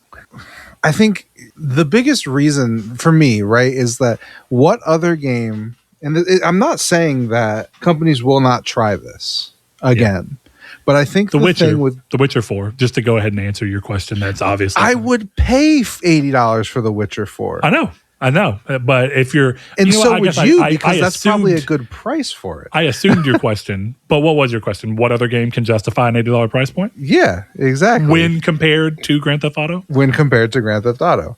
That's assuming that it's as good as people as they're saying it is, and it's worth the money they spent. All this kind of stuff. So I will tell you the other game that I think is actually going to make this change, and then we can have the conversation. I want to hear the rest of what you have to say, but within the pin of this, I think the next game to do this, I don't think they'll do it with the game that's coming up, but I think that we are probably a year away from Call of Duty adopting an $80 price tag. Okay, Call of Duty can command an $80 price tag. The Outer Worlds 2 cannot. I don't disagree with that. And I think that's the point that I'm making. I don't disagree that the Outer Worlds 2 cannot. I don't think that I see the $80 of value of, and I know that I say this as someone who doesn't buy Call of Duty every year. Let's put that in there. So but I do enjoy Call of Duty games sometimes. And the ones I really like, I have really liked. And actually, I keep meaning to go back to try the first new Modern Warfare. How the fuck do you say that? Modern Warfare 1, Modern Warfare 1, 2? Modern Warfare, but yeah. But Modern Warfare 2018, I think is the year it came out. Somewhere in that ballpark. I feel like 2020, but I don't remember. I thought 2020 was the Black Ops weird follow surname. Dude, I don't play Call of Duty either. Like, yeah. So my point being, though, is that the Call of Duty games I've really liked, I have really liked, and I've never played a Call of Duty game where I've thought, yeah, this could command $80. If I'm just being honest. But this is hard to say because, to your point, I think games are, and this is why this is complicated. And it's why I was kind of hoping that they would stick with 70 because they're still going to make billions at $70. But what happens is games are already just hard to value, like hard to put a monetary value on that works for the biggest group of people. And I think AAA has the easiest thing of just set it at whatever the max AAA price has been, and you're good to go. You're golden. I think that all other games kind of get in this weird thing, like Lego Batman being $70 is, for me as somebody who can afford it and who wants to play the game, it's not a big deal. But I can totally understand why someone would go, a Lego game? Like, that actually happened earlier today at lunch when I was playing. My buddy came by to pick up some stuff he had at the house, and he was like, hey, is it co-op? Because he was talking about probably playing with his son. I said, yeah, it's co-op. He said, how much is it? $50? I said, 70. And he said, Lego Horizons is 50. I was like, it was also 8 hours. Like, and I was like, this, like, at least I think the time to platinum this game is like 35. I don't know how much that means the game is actually, but it's also open world. You can do a lot. The game has got a endless crime system. So arguably speaking, you play this game as long as you ever wanted to without having to restart the game. And so stuff like that is complicated because I can see why someone would go, is Lego Batman worth 70? And I go, to me, yes, but maybe not to everyone. But I guess it's anything, right? And I don't. So I do mean that even in prospective buyers. Maybe I should say that because, yeah, Grand Theft Auto is worth $0 to someone who doesn't give a shit about Grand Theft Auto. But if you like Lego games, but then you go $70, I could see that being like a friction point of like, you like this game, but you're like, traditionally speaking, that doesn't line up with what I view. But I think the point that I'm making, and you kind of brushed by, but I need to go back to it, is like Call of Duty doesn't justify 70 for you. So saying it doesn't justify 80 is fine. I should say let me just finish because 70. But yes, go ahead. Because the whole point is that the people who are going to buy Call of Duty are going to buy Call of Duty, and they're going to buy the $150 version with 2 season passes and 5-day early access. So they're already going to pay more than the $80. And I think that's the thing. That's the thing, right? Is a 15-hour experience, you probably can't justify $80. I bought, like, well, I'll wait for the question, but there are games that I've bought for 70 that if they were 80, I don't know if I would. And if they were, and at 70, I had to think about, right? Like 007 First Light is a great example of something where like I was just in the mood and it wouldn't have even been a thought in my head if it was 60, you know? But at 70, I'm like, I don't know. Like, am I going to finish it? Turns out, no. So like, I don't know. I think game pricing is weird. To me, I think looking at Grand Theft Auto at 80, which I can't believe I'm going to be the one to say this, but Grand Theft Auto 6 is a $100 game. Let's not kid ourselves. That game is $100. But I think Grand Theft Auto being at a base 80 that's the ceiling, but it's also, you have to be able to explain why you're worth the same amount of money as Grand Theft Auto. And you can just be hubris. You could just have hubris and be like, yeah, Assassin's Creed Black Flag is $80 because fuck you. It's $80 and you want to play it. But like, Marathon couldn't justify $80. I wouldn't have played it, and it's my game of the year. Like, you know, their Arc Raiders can't justify that, you know, at least not in back then. Maybe in hindsight, people would be like, yeah, I would have paid 80. But I think that's kind of the point, right? Is like a lot of games need to, I feel like there's almost a risk of being at the top or of being at the top, and being like, yeah, it was worth 80. But like, when you think back, to me, the hope with Grand Theft Auto is that when I think back to Grand Theft Auto, I'm glad they didn't charge 100 for it, and it would have been worth, right? And I think that it's going to be harder for the vast majority of other games to justify putting themselves at the same price of Grand Theft Auto. So to me, I saw this and I went, all right, well, it's going to fluctuate between 80 and 70, but I think a lot of games are going to be smart enough to realize that they cannot compare themselves to Grand Theft Auto, so they can't charge 80. The Outer Worlds realized it without even having Grand Theft Auto, you know? But I think if Grand Theft Auto is $100, you have now companies playing with 80, 90, and 70. And now I think you go 70, 80 is the max you can do because we went here. Again, the real price for Grand Theft Auto 6 is $100. Like, let's not blow by that. The price for that game is $100. And I also want to, so is that also, because I know that a part that I didn't cover in here, but I know it was a thing, is that there seems to be some seemingly not quite cosmetic content locked behind the, I don't know what it's actually called, but I'm going to call it the Ultimate Edition because that's what most games call it. Yeah. That's what it is. Yeah. So are you saying it's $100 because I want to make sure I'm understanding you? Is it because the Ultimate Edition is 100 and comes with those things, and that's just kind of what you view as what everybody wants? They don't want to miss content, or are you strictly saying that no matter what, it was always $100 game, and they've just been? No, I'm you can saying choose to view it as being kind and saying they chose to give it to you for $80. Yeah, to me, it seems like they gave you a starter version for $80. Yeah, and I actually am not as up in arms about these pre-order things as a lot of people are, strictly because the way it reads to me is that the shops that are held back by this would just be selling DLC haircuts, you know, whereas like something like Red Dead would have, I shouldn't say Red Dead, but for using that as an example, right? The way I usually picture these things is like he's got 50 hairstyles and then there's a bunch at the bottom that are like locked and it says deluxe edition content, right? Well, and the way that this reads is just you go to a shop and that shop would have deluxe edition content. Because you do not have the deluxe edition content, that shop that is only selling deluxe edition content is not open. And I think people are reading it as, oh, you can only get tattoos and change your hair by buying the Ultimate Edition. And it's like, no, what would normally be listed as 4 different outfits is now listed as, oh, Philly's great tattoo shop is closed.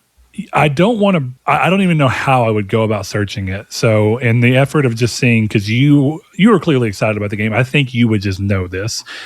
Am I wrong in reading that one of the things that I thought I saw, this is actually the biggest one that I was like, this seems questionable, was specifically, I thought I saw something that was as part of the Ultimate Edition. I don't know if I want to call it a shop, but basically it is a shop. It's like a place in which you can take and place stolen goods for them to be fenced off while you're playing the game. And I either grossly misread something or that sounds like a mechanical advantage that you have to pay for, but you can only get if you buy the $100 version of the game. And I might just be wrong. I want to make sure that that's very clearly known because it was something I saw in passing while I was at a job. On Monday, actually, I saw it. So yesterday. But dude, I mean, I'm looking and I don't see anything like that. Okay. I think the biggest thing that you could get frustrated is if there are mechanical things locked behind it, that's, I think, is a questionable route to have taken. Just because, like, again, historically, just to illustrate what I'm saying, like I'm trying to look at the store to like really find a good one. But like, let's look at Fable, right? Just as an example, Fable Premium Edition. It comes with a chicken suit, a wildflower bouquet, toy chicken, scones, jam, and picnic hamper, or whatever the fuck that is. So if you read the now, to be clear, GTA 6 is locking a lot more stuff than Fable is. Behind the same price version, by the way, you get a lot more stuff with Grand Theft Auto. If you read the stuff, it sounds almost like pretentious, of the most pretentious way someone could be doing pre-order bonuses. And depending on how you feel as a person, you either like that or you see it as something taken away from you. Because what I read is that Rockstar took the pre-order bonuses and integrated them into the world. If you get the pre-order bonuses, you're cool with that. If you don't, then you've got a shop you can't open. Right? It's just It's just more ingrained than most games do it. Fable's just going to pop up in your chest at home. You got a chicken suit. Yeah. Whereas I think what could be interesting about this is that in a way, you remember people be like, DLC stands for disc locked content, which clearly we're not talking about disc in this game because there's not one. But what we are kind of looking at is that it's the idea is that it's something that's already baked into the base version of the game that you made, and all you're trying to do is give me to pay for something that you already created because you decided to arbitrarily lock it behind a thing. And what you could argue with that, right, is that maybe this is also a thing where it's not that they're locking the shops necessarily as so much as like the shops don't exist in the world of people who don't have the Ultimate Edition. Therefore, you don't see this missing content. It's not baked into the normal game. You only have it if you have the Ultimate Edition, which adds these extra stores. It's like, most games would do it like you're talking about, like Sea of Thieves. It'd be like, oh, you can only get this by buying it. You can't earn it and spend gold on it. You have to buy it with the currency of the game. And that would be included in the same store that lets you do everything else. But there's a chance that this could be like, oh, these are stores that only have content that's for the Ultimate Edition or, cosmetics or whatever it be. But you only have these stores to even go to if you bought this version of the game. That way, it doesn't look like we have disc lock content. The content is completely separated from the base game, which would be interesting. Yeah, I mean, but, I'm reading through some of it, and it does seem the most of the stuff that I'm looking at are weapons mods, all this kind of stuff. It does seem like there's a classic car sidetrack that you could take that is exclusive to this Ultimate Edition. Yeah. But look, I feel like the question has to come down to, like, if Rockstar and Take-Two were going to charge $100 and they said we can cut all this stuff out and sell it for $80, what do you prefer? And to me, I'm kind of like, I've said it and I mean it. If Grand Theft Auto 6 cost $200, I would have paid the $200. I would have been pissed about it and I would have paid it. And Chris, I think a lot of people would have. I think a lot of us have talked about, you and I rather, have often talked about, I think Saul even to a degree back when he was on the show.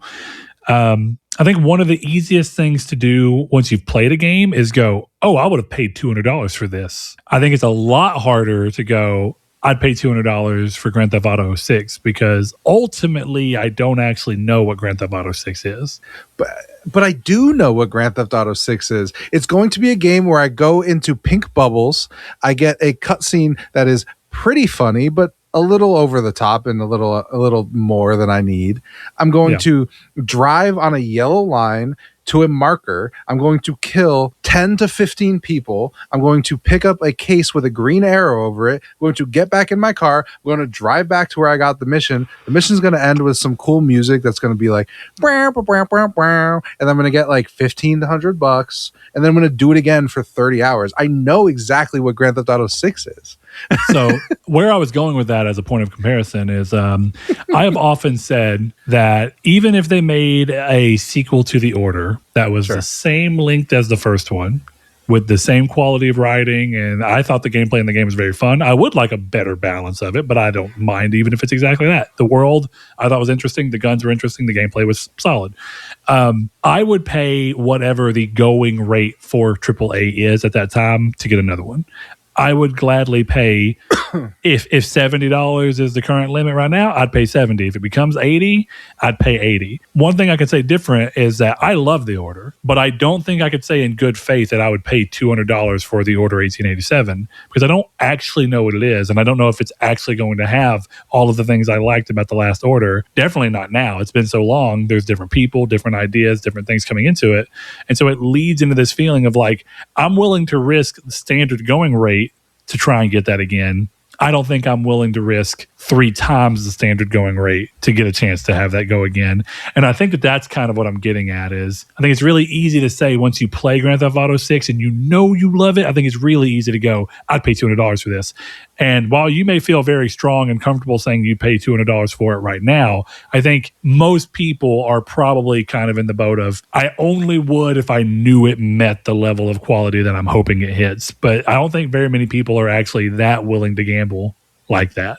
So I don't agree in that with you sense, at all, actually. To your point with $80, I do think that there's 2 ways you can look at it. And I did say the price point, I think, is the lesser of the 2. Unfortunately, my worry is not that this game won't be worth $80 because I don't believe that's the case. What I do believe is it might encourage someone to do a game that will struggle much more to feel as if it's worth $80 to the majority of people.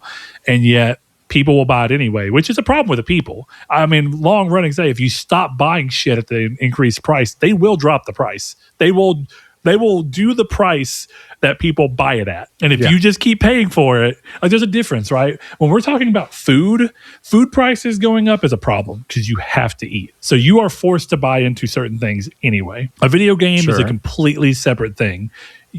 You ultimately really do decide the price at which you buy these things.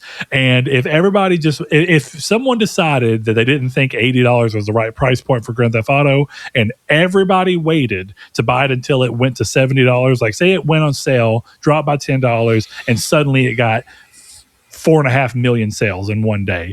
I think Rockstar would look at that and go, oh shit, the market has determined this game is worth $70, regardless of what we've thought. But most people will not allow that to happen.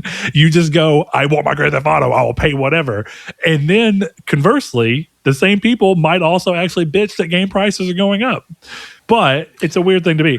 All that said, I do think it's interesting to say that you could be right. It could be that $80 is in a way saying that this is the ceiling. And if you can't reach this, therefore you can't justify this price. But it could also just be the new floor. But we don't know that yet. That's more of a we can't tell until we see what people end up doing with it. This very much goes back to what I was like clumsily saying earlier. But GTA 6 can charge whatever it wants because I understand like whatever criticisms you have, I don't think there's a very good argument that they've ever released an objectively bad game. I would agree with that. I don't think there's an argument that you could make that they've released an objectively good game. I think every single thing that Rockstar, but specifically Rockstar North, I don't think they've ever made anything worse than great. And I think I would only even say GTA 3 is worse than great, or is only great because it's old as shit and kind of sucks to play now, but it's revolutionary for when it came out. So you still have to give them their flowers on that. And I would say the same thing goes for CD Projekt Red for a lot of people. Infinity Ward, let's just go with Call of Duty as a brand. The Witcher as a brand. Doom, much more niche, but still, whatever. Destiny was one of those. Halo was one of those. Gears, right? These are drivers of people, right? And Grand Theft Auto more than any of them. You are going to be most of these people when Kingdom Hearts 4 is coming out. But I won't, because I'll be honest. And actually, the example I was going to use was an example of a series that sold really well. It's one of the best-selling game series of all time. It's not Grand Theft Auto. That's important. But I love Gran Turismo, right? And I think it's objective to say that Polyphony have never put out anything less than a great game. It's the exact thing you're saying. But I can say very strongly, for me, I do want to clarify, for me, it doesn't matter that I know that. If they came out and said Gran Turismo 8 is $200 because we can justify it with the amount of tracks and cars and everything, I'd still just go, nah, that's... No, like I have no reason. Just because you've released nothing but great games doesn't mean this won't be the time where you, in your hubris to push your price, you didn't do it here. Now, I do also want to clarify on this that I have long said, even about like the potential, we'll talk a little bit about console prices going up, but like if the PS6 is $1,000, I can afford it. I will buy it. I will probably buy it. It always matters. It depends on what's going on in the industry and what I have going on, but most likely I would buy it. I can afford $1,000, but I wouldn't be happy about it. But I think the difference, or I guess what I should say is, because I know that that's the amount of money and the way that I can spend in this hobby, I try to keep myself thinking about people who don't have as much disposable income and what these little $10 price bumps do. I think it's also important to say what we've always said too, and Colin says this and a million other people say this. Gaming has continuously gotten cheaper as a result of the price stagnating and the value of a dollar changing. So I don't inherently have a problem with a game becoming $80 because it's ultimately still for the price of most entertainment and insane value. But also we have this weird world we live in where a lot of people, not me, but a lot of people get endless value out of free TikToks that they don't have to spend a dime on. And some people are actually going, I don't have enough money. Is it $200 Grand Theft Auto 6 that I was really hoping to be able to buy and play at a normal price?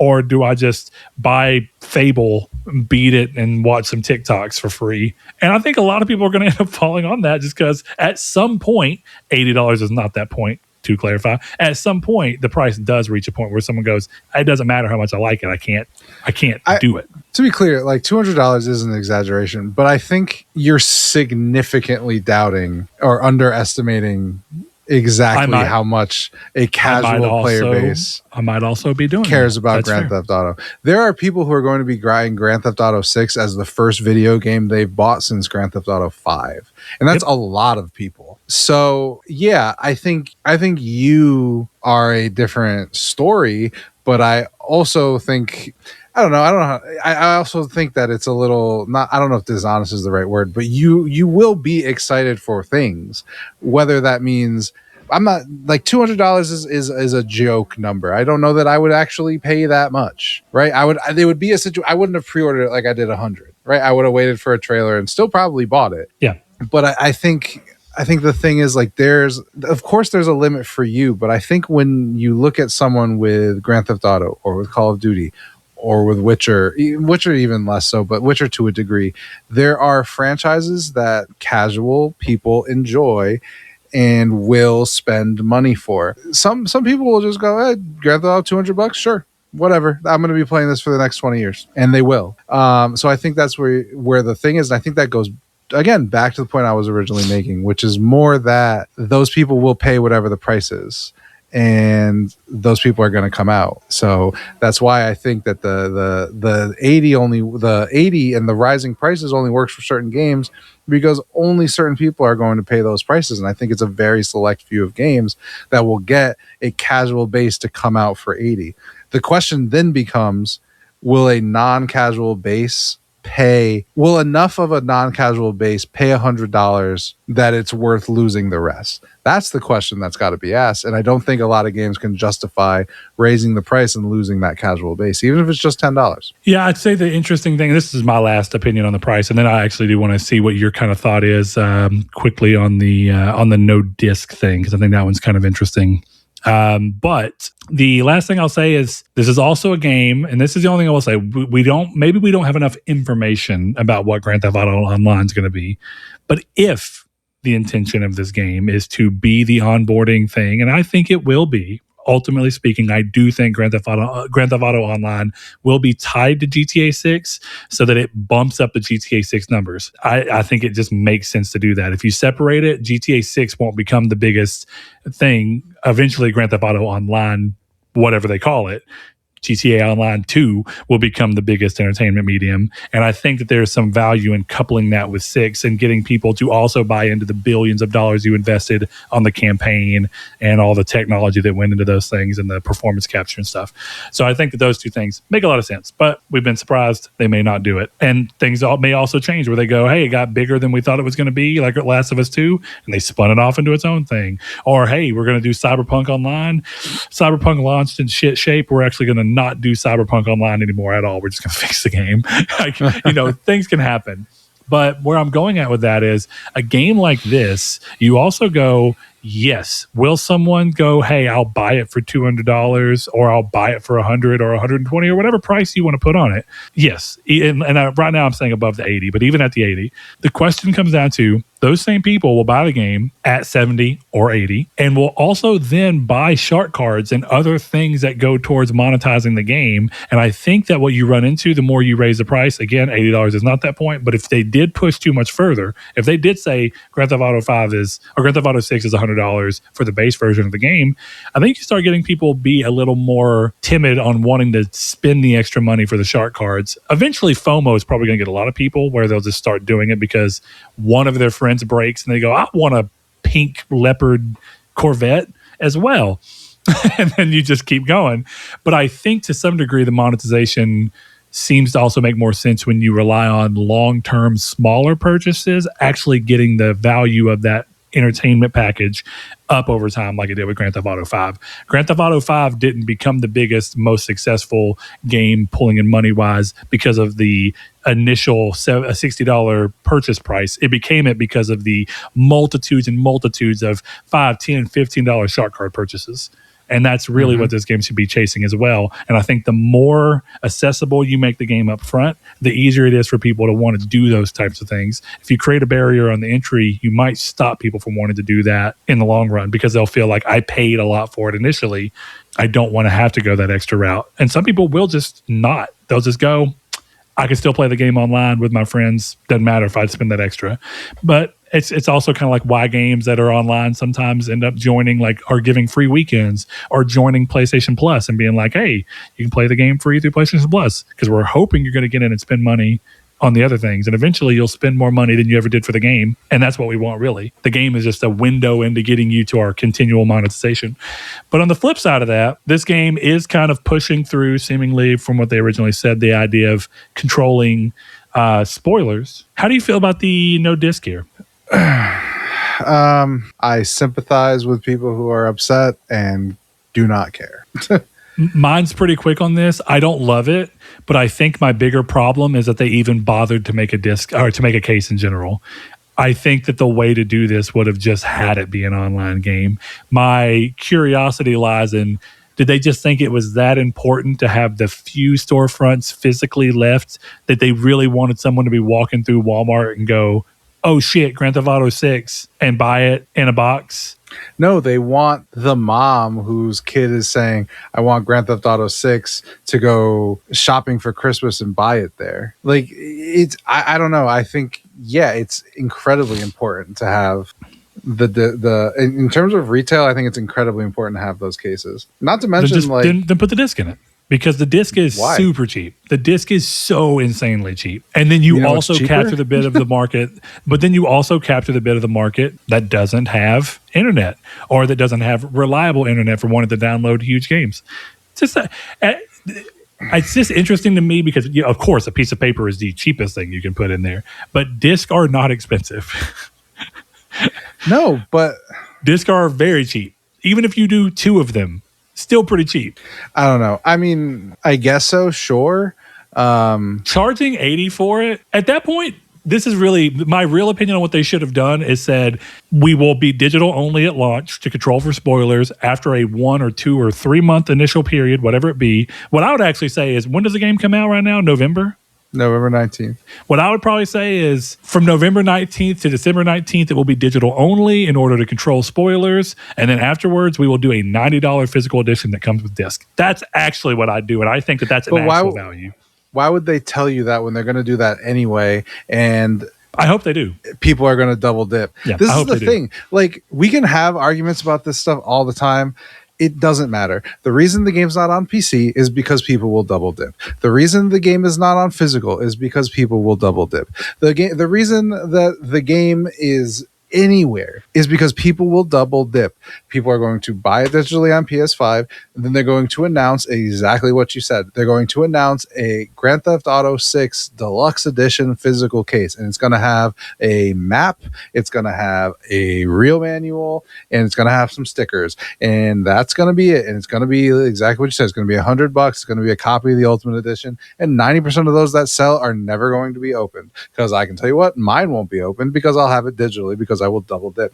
Everybody will. Like, the thing is, like, the arguments, and I'm not trying to be a dick to you, I don't mean it in a dickish way, but like, the arguments sound a little naive to me sometimes when it's like, just look at Rockstar's fucking history, bro. They had no reason to put a disc in the case because people are going to buy it regardless. Moms are going to go into the people who are going to buy it physically. I don't think that means you should just fucking not do it, though. I think that I get what you mean, and you may be ultimately right, but I think it's a shitty reason, if I'm just being honest. If you're going to make a case, I go back to what CD Projekt Red said. You know, whenever they did The Witcher 3, it came stacked full of printed real material like maps and shit for you to pull out and look at in a game manual. And they did the same thing for Cyberpunk, if I'm not mistaken. And what's cool about that is I think it's a way for you to go, like, that's what Rockstar was for the longest time. They're like, every game you get a map and it doubles as a poster. So you can use it if you want to, and if you don't want to, it's just an extra value. And they have completely forsook the idea of extra value and just said, no, we're just going to give you a case with only a printout inside. And I think what would have made it slightly better was, we're going to give you a case with no disc inside because of reasons, but you're still going to get a map and all these various extra things that are just there to be the shit that people want to tangibly have because people to be do fair, like we those don't things. know if they won't have. We don't know that they won't have that stuff. They never said it. True, but that would be the first thing I said to go, while we're not doing a disc, there are still benefits to the physical that you do not have otherwise.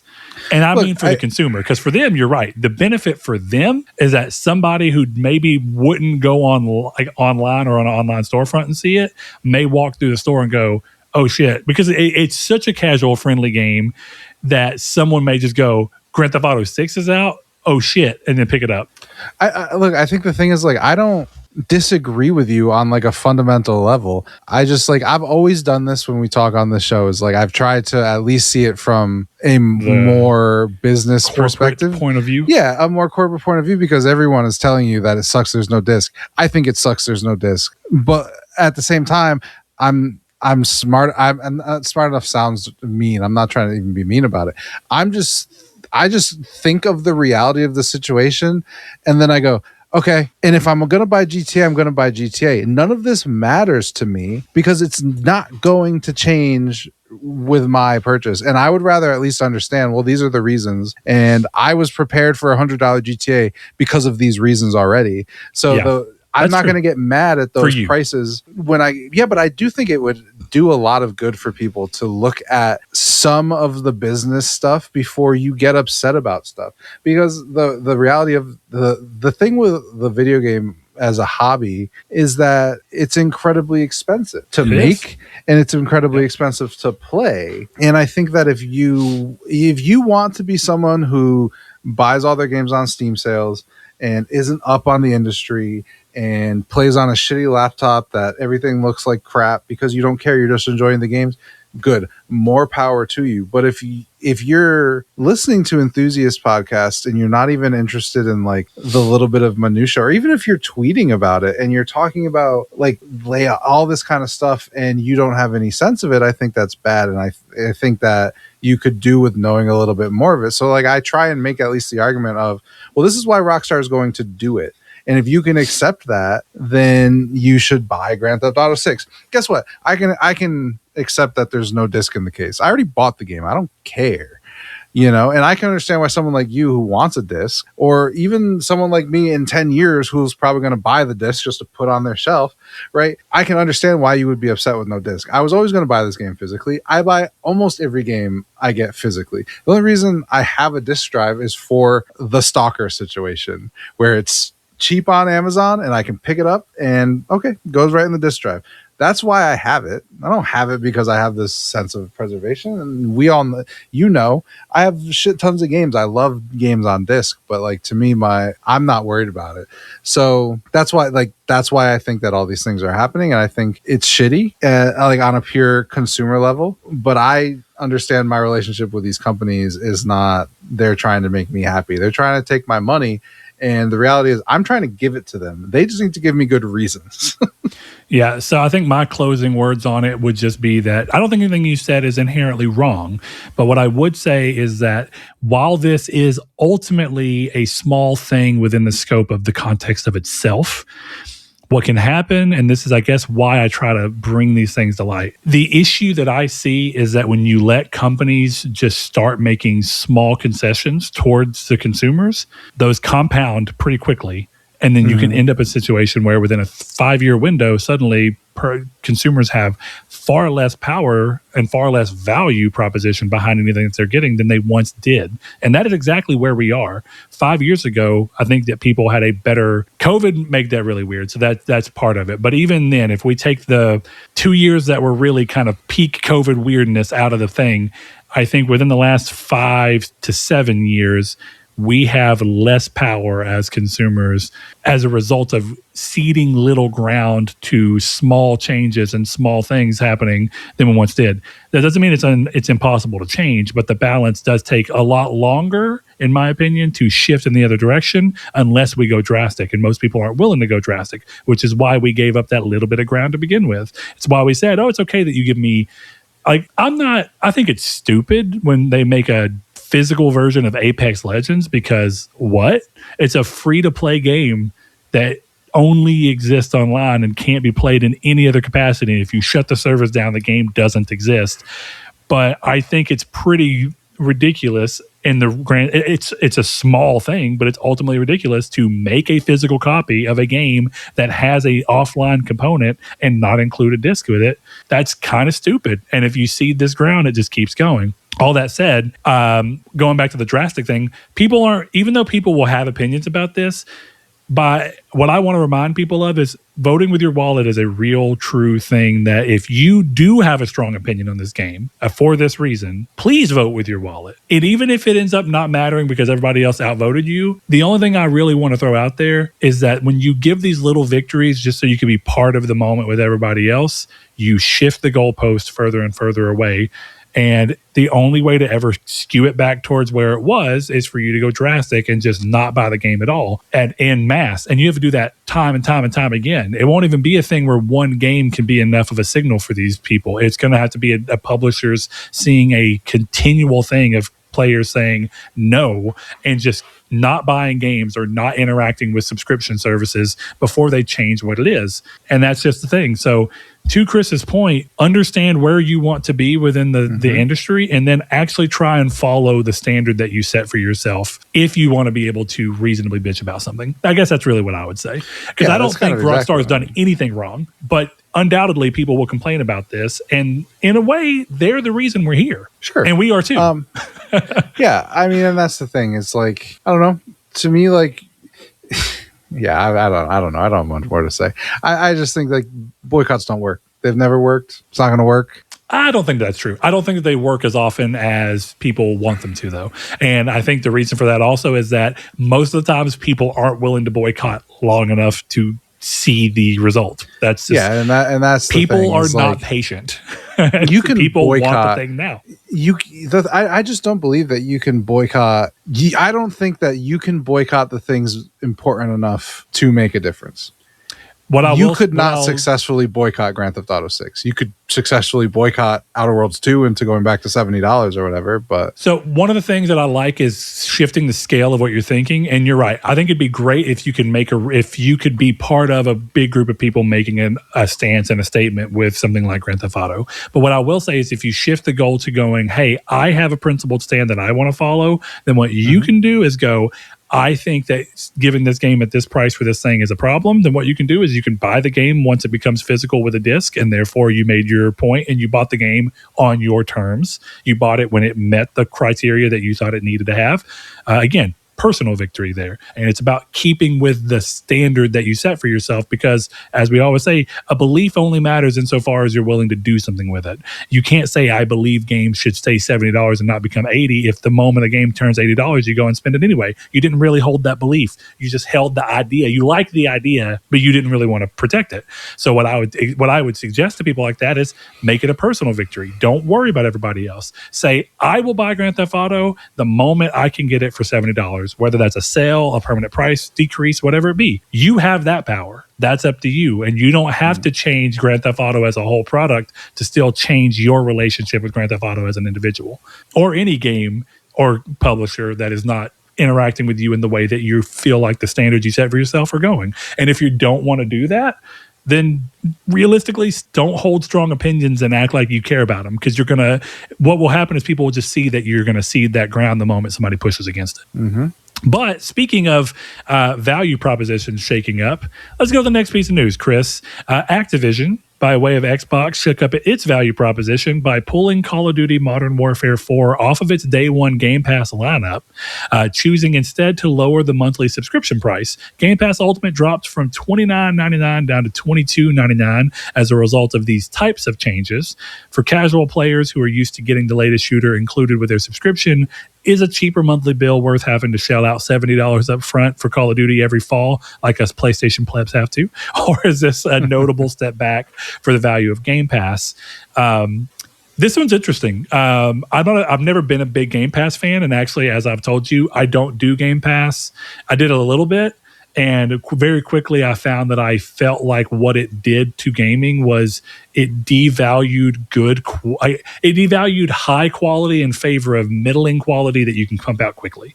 And I think more often than not, that's been true. And so whether or not that's actually what's happening, the stance I set for myself is I don't want to do gaming subscriptions. Definitely in the case of Game Pass, it's only to get gaming content without paying for it.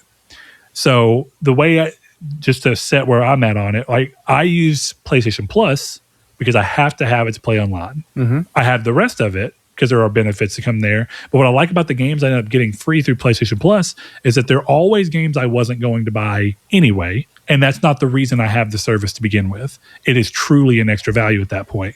Game Pass can't really say that. The purpose of Game Pass is to have access to hundreds of games, and that's the goal that you have. I don't go digging into the PlayStation Plus Extra catalog looking for games. I may sometimes find out about a game and be like, it looks like something I might try, and then go, oh, it's on PS Plus. Great. But I think that that's a fundamentally different relationship than people have with Game Pass. And I think this is a good thing. A, because it makes Game Pass a better deal, and it takes a game that does command, as Chris said, commands a full price and gets people to go back to needing to interact with that full price in order to access it, which makes probably the long-term business model make more sense for that game than it ever did in Game Pass. Chris, you've long had back and forth on Game Pass and what its value is and what it should be and shouldn't be. I think more often than not, we agree. Where do you land on this? Should this have stuck around on it? Or I guess given what we're going to talk about the rest of the episode, this seems par for the course, right? Yeah. I mean, I'm not a anti-Game Pass person in the sense of I have Game Pass and I will play Xbox games day one on Game Pass. Yeah. And I'll play, and that's the thing for me. It's like, I only use it for their exclusives because, I think a shining example is me playing an hour of the Outer Worlds Wasteland 3 on Game Pass and being like, this game is fucking sick. And then instantly buying it for full price on PlayStation. Yeah, which is cool. So, I mean, like, I think this is objectively good for the game. I think it's going to be really rough when they have to deal with the fact that the Xbox or the Microsoft published game is doing, let's say, rabbit out of a hat, like 8-1 on PlayStation. But, I think that's better for it. I think, I think objectively not being on Game Pass is better for the health of the game. And it made complete sense that it was never going to stick on Game Pass when they were clearly not making any money on it. I was surprised it lasted more than 1 year, to be honest. Yeah. But it's cool that this also, that again, I want to specify, it's not like they specifically announced, hey, Call of Duty is not coming, therefore price decrease. But what you see is that the price decrease clearly showed that alongside it, the way that they were able to justify that price increase is to remove games from it that clearly can make money elsewhere in a better way. Call of Duty being added to Game Pass is, and it's funny we're saying this afterwards, but it truly is. Chris mentioned that sometimes you have to think about the business side. Call of Duty on Game Pass is only good for the consumer, realistically speaking. Yep. It is not good for a game that has billions of dollars worth of budget for development, marketing, and continued development every year. And that's really where we are. And if it's not billions, it's hundreds and hundreds of millions. I know without a doubt, if I'm not mistaken, I say without a doubt, but I'm pretty sure Grand Theft Auto 6 literally has just cost in the billions to develop because of what the game is, the scope, and the size of the teams around it. So, yeah, it'd be like Grand Theft Auto 6 being day one on Game Pass. The numbers don't make sense. I don't know a world in where you could do that and go, yeah, this will make sense to what we thought of when giving a budget to this game. Yeah. So, I don't know how you justify giving the biggest game in the world out for free. What is interesting here, though, is that unlike a lot of what we're seeing out of Xbox lately, this is actually a move where you could argue in one way it's lowering the value proposition, therefore it's making it worse. But I think the overall thing I would look at here is that if you're a Game Pass person, this is one time where you are winning.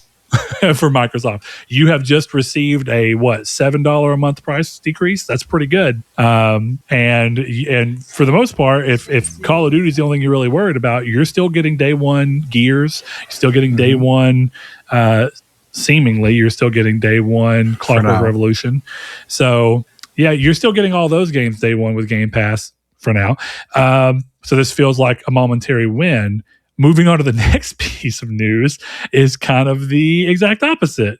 Xbox officially announced massive worldwide price increases for Xbox Series X and S consoles effective August 1st, 2026. Prices are jumping by $100 USD for the Series S, landing at $500, and a $150 increase for the 1 terabyte Series X digital, landing at $750, as well as a $150 increase for the disk drive version, landing at $800. And the 2 terabyte model is being completely discontinued. They will no longer sell it. Xbox blames the ongoing DRAM and component crisis, stating that console storage and memory costs have spiked over 2.5 times due to intense competition from AI chip makers. Who is heavily invested in AI, you might ask? Microsoft. Unfortunate. Currently, Nintendo and Sony have not announced similar price increases, which could point to Microsoft being unwilling to shoulder the cost any further, or could be proof that their lower sell-through rate means their purchasing power might be below Nintendo and Sony, who are securing bigger stashes of memory and components to better ride out the fluctuating components market. This is interesting because my gut tells me, Chris, that Microsoft, again, by way of their lower ability, I don't mean this to down, this is the truth of it. We know within reason that Xbox has been selling seemingly a little less than half of what PlayStation has been selling this generation, which tells you that at max, Xbox is around 50 million. So if you look at that and you extrapolate it out, that means less people are buying Microsoft consoles, right? Therefore, when Microsoft goes to put bids in for how much chips they want to secure, they have to do so at a reasonable sell-through rate. So they're getting a lower dollar amount or a lower chip amount, which therefore changes their ability to bid competitively against someone else. When Sony can we'll buy way more at a total dollar amount that's way higher, but we're going to get a better price per chip. With all those things coming in here, it seems very likely that unless this thing calms down sooner than the current projection of 2028, Sony and Nintendo are eventually going to have to at least increase to some degree. What we're seeing with other things happening at Microsoft is that Microsoft is not willing to subsidize this any further. So I think what you're seeing here is that they're trying to give you as close to the true price as they can. Sony, with a higher sell-through rate, even though they just had the worst May they've ever had since 2000, I think, in the US, still have reason to want to possibly at least somewhat subsidize the console price to make sure you get into the ecosystem and buy. Right. But there's a weird part I have here. Microsoft says, hey, AI chips, chip makers are really getting us, or really AI in general is forcing a need for chips, but then they're heavily investing in AI. This is one of those things where I feel like Microsoft being in both of these industries gives a big conflict of interest, because basically what you're telling me is one department of Microsoft is stealing resources and making resources for another section of Microsoft more complicated.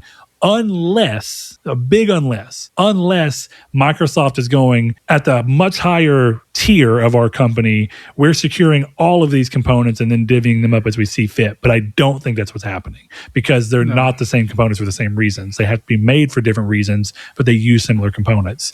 Well, didn't Asha say basically that? Didn't she throw Phil under the bus and was basically like, yeah, 5 years ago we fucked this up, so now it's incredibly expensive? Isn't that basically what she said? Something along those lines, which points to a really weird spot, because I think that this is ultimately, I'm going to be real, dude, $800 for a base. You know what? Let's be more fair.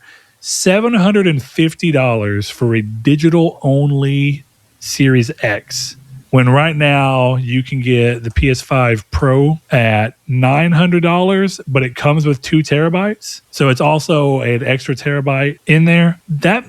I don't know, man. That makes the Series X a really difficult buy, in my opinion.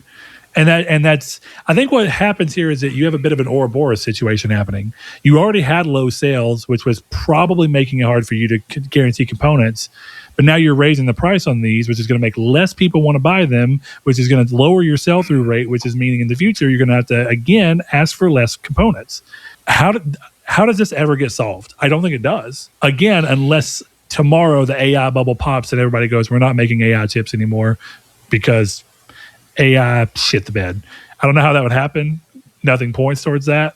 But let's grant them this fictional world for a second. Even then, what do they do? Because they're so far behind. This is complicated. I feel like even from a rebound standpoint, at that point, I feel like Nintendo and Sony are going to try and double down and get cheaper prices again, and Microsoft will be left in the lurch, or at least the Xbox division will be. Yeah. I mean, I feel like excuse me. I feel like it's really easy to say that like there's nothing they can do.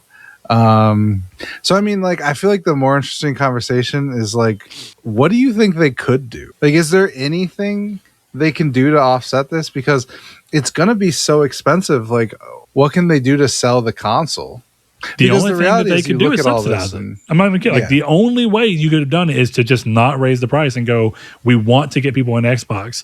But clearly having an Xbox, I can't know this with certainty, but what I'm seeing here is that owning an Xbox and being in that ecosystem seemingly does not equate to you spending enough money on their ecosystem for the subsidization to make any kind of sense, because there's not enough consoles out there. Therefore, there's not enough people making the purchases. So you can't continue to incentivize people to get it by subsidizing it more. PlayStation can afford to subsidize because they're already at 100 million units. More people are going to want to jump in on that. I think the PS5, by way of this, is going to end up having much longer legs than it would have. And people have a reason to continue to jump in. And this next piece of news, I think, only makes this worse.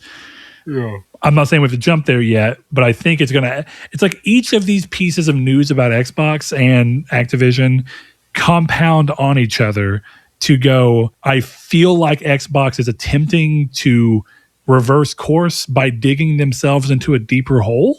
Well, so I don't know. I feel like actually you should read the next piece of news because it kind of goes with my point. Okay. I'm ready to bust into it whenever you are. I just didn't want to jump the gun if we weren't ready. Oh, no, please bust. Oh, I'm going to bust, Poppy. Are you ready? All right. Senor. As it turns out, making consumers pay more for hardware is just a tip of the iceberg, because behind the scenes, Microsoft is reportedly looking to cut costs in a much more devastating way. Just a few weeks ago, we were buzzing about that massive Xbox game showcase. The trailers look great. It felt like Xbox was finally hitting a stride, but behind the scenes, it might be a completely different story. So currently, rumors and reports are that Microsoft is looking to sell off, spin out, or completely shut down at least 5 of their first-party studios to fix their profit margins. And we aren't talking about unknown teams here like Sony did with like that phone developer that never made anything. The names leaking out are mostly well-known studios from their big spree of acquisitions. So we're talking Ninja Theory, Double Fine, Compulsion, little lesser known, Undead Labs, and of course a big one here, Arkane Lyon. The team currently working on Marvel's Blade, which is now rumored to be facing cancellation because it's over budget. Apparently, Microsoft is actively trying to find corporate buyers to take these teams off their hands. So the timing here raises concern, because at that exact showcase, Xbox proudly gave us big trailers for State of Decay 3 from Undead Labs, one of the studios set to be shut down, and a new Senua title from Ninja Theory, another one of the studios set to be shut down. It felt like a celebration of Xbox's future first-party lineup, but instead, it looks like Microsoft basically used the event as a giant commercial catalog to flaunt these studios and drum up interest from external buyers. They polished up the trailers to make the studios look as attractive as possible to get them off their own books, which really brings me to the big question I want to throw to everyone today. How ethical is it for a platform holder to use a consumer-facing hype show, which is exactly what this is, to market studios they are actively trying to liquidate? Or rather, I should say, to market games for a console that they are claiming to be supporting while actively trying to liquidate the studio. And I think the complicated thing there, I don't think this happened, but if somebody watched that Xbox showcase and bought an Xbox that day for State of Decay 3 and Senua's the new Senua game, and those were the two games that made them go, fuck yeah, I gotta buy it. This looks awesome. And then you also say that both of those games are coming day one to Game Pass. So they subscribe to Game Pass. And then 3 weeks later, you go, actually, if nobody buys these games, these studios are being liquidated, which undoubtedly means that these games don't make it to market. Maybe State of Decay 3 makes it to market. Maybe, because it's closer. But so, Chris, I want to ask you that. And I do want to have that as a question for the community, because I think this seems like, this screams terrible PR. Because if this gets out in a big enough way where the general people can just kind of be like, what the fuck? All that you're telling me is you showed a bunch of shit to try and not have, and in a way you could say, well, we were trying to give the games their best bet. Well, then why did you announce them day one for Game Pass? Yeah. Well, that sounds like know they're coming and we're planning to have them there. No, that's giving away the ghosts. They can't. Dude, they can't. They have to. They're Xbox. They have to be like, look at this awesome game that's probably actually not going to make it to market. Well, the reality is, though, first of all, there are two things with this. Senua and State of Decay 2 both had PS5 logos on them. They did. Just pointing that out. Also a weird thing to do for games that, again, may not make it to market. Might not be that weird if you're expecting a third party to buy them and put them on PlayStation. Also true. That's fair. And being able to go to them. But again, why did you announce these for Game Pass? Well, that was the point I was going to make. That's kind of what I'm trying to say is like they have to say they're going to Game Pass, because if Xbox said, like, if they don't say Senua and State of Decay, two first party titles, are on Game Pass, people are either going to go to that showcase and go, they're going to ask questions why, and then it's going to be, oh, our first party title is not coming, so they're dealing with that. I have a big question that adds a wrinkle here. I do want to hear what you have to say. So go ahead. I'm going to hold it in my mind. But it's a big question that I feel like in my mind currently might change the way that we're looking at this question. But go ahead. We'll see if I'm about to say it. But I feel like this was a Phil Spencer show. And all that Asha did for this show was make Gears exclusive and record that cutout. Mm-hmm. These games were Xbox games because Phil Spencer greenlit them all. Mm-hmm. Asha didn't greenlight shit. The only thing that she did and that she put into this showcase, I don't know this for sure, of course, but fairly sure the only thing that she did was pull the Halo trailer from PlayStation State of Play, probably put it in here, and then make Gears and Clockwork exclusive. That's it. So, yeah, that's what I think. To that point in particular, I'm not saying that she's greenlit these games clearly. I don't think that's a problem. No, but what I do think is that, are you telling me at the time of one of the biggest showcase moments of the year where people make a lot of decisions and build hype and look forward to what they will or won't buy and if they're going to continue to stay invested in certain companies, are you telling me that she did not know when they were working this out? She looked through the games and said she determined which ones could and could not afford to be exclusive. You remember that? Yeah. If that's the case, that means she looked at Senua and said, can't afford to make this one exclusive. She went to the other one and said, we can't afford to make State of Decay 3 exclusive, which means that to your point, if what they did was, well, we got to put them on PS5 so that if somebody looks to come and buy these, that we can say, hey, it's a multi-platform game. It'll be a big thing so you can get the sales off of this, blah, blah, blah. That means that, again, they knew at that time that these games were already on the proverbial chopping block. They were at the very least questionable enough that you were trying to see if you can find buyers, which I think ultimately means that I think that they just shouldn't have shown them. I think it's a really crazy move to do all these things and make it look like it's coming out and it's coming on Xbox and that it's coming on day one Game Pass if the game may not even exist. But the question I had that comes into this is, what does someone buying these studios even look like? Because what they're talking about is they want to find people to buy these studios. What about the IP? Is someone going? Is Microsoft going to part with the Hellblade IP, or are they going to go, hey, if you buy Ninja Theory and fund the rest of Senua, we will license this singular game to you. You can make this split of profits off of it, but we own the IP moving forward. We can do whatever we want to, and it'll rest. Or do they go, hey, you buy them and you're buying the IP? Because if Microsoft continues to own the IP of all these things, what is the value of buying the team? From what I read, specifically about Ninja Theory, is Microsoft was willing to sell the capture technology and the IP to get it out of it. Whatever. Interesting. Yeah, to me, I mean, it depends. Like, This is a hot take, maybe, but are any of the IPs they're going to quote unquote lose here all that important? Unfortunately for me, Dishonored, if again, assuming someone buys Arkane Lyon, Dishonored's probably not coming with them. If I'm being really honest, do you actually think? I love Dishonored. I don't think Deathloop or Dishonored are coming. Dishonored 2, dude, you haven't even played Dishonored 2. I fucking promise you, Dishonored 2 is fucking crazy. It's so good. With respect to the game, and Prey is incredible. But it does not matter. Prey didn't sell. Dishonored that's what I was about to say. All of them didn't sell. I was just about to say that. They're not coming with them, and it doesn't even matter because they didn't sell. So they're not even worth much. See, that's the difference. That's what I'm saying. I don't think Microsoft even knows how to spell Dishonored. You want to buy Arkane? Take it with you. Dude, a million copies? I hope Who so. the fuck do they care? I hope so, because again, look, the reality is that anybody who buys them is just kicking the can further down the road of them eventually possibly being shut down. That's just the reality of what it is. Spiders got bought by Nacom and then still got closed down anyway. It doesn't really matter. So my thing is, you can do that. Saved, but probably, even though it wasn't sold to us, it wasn't.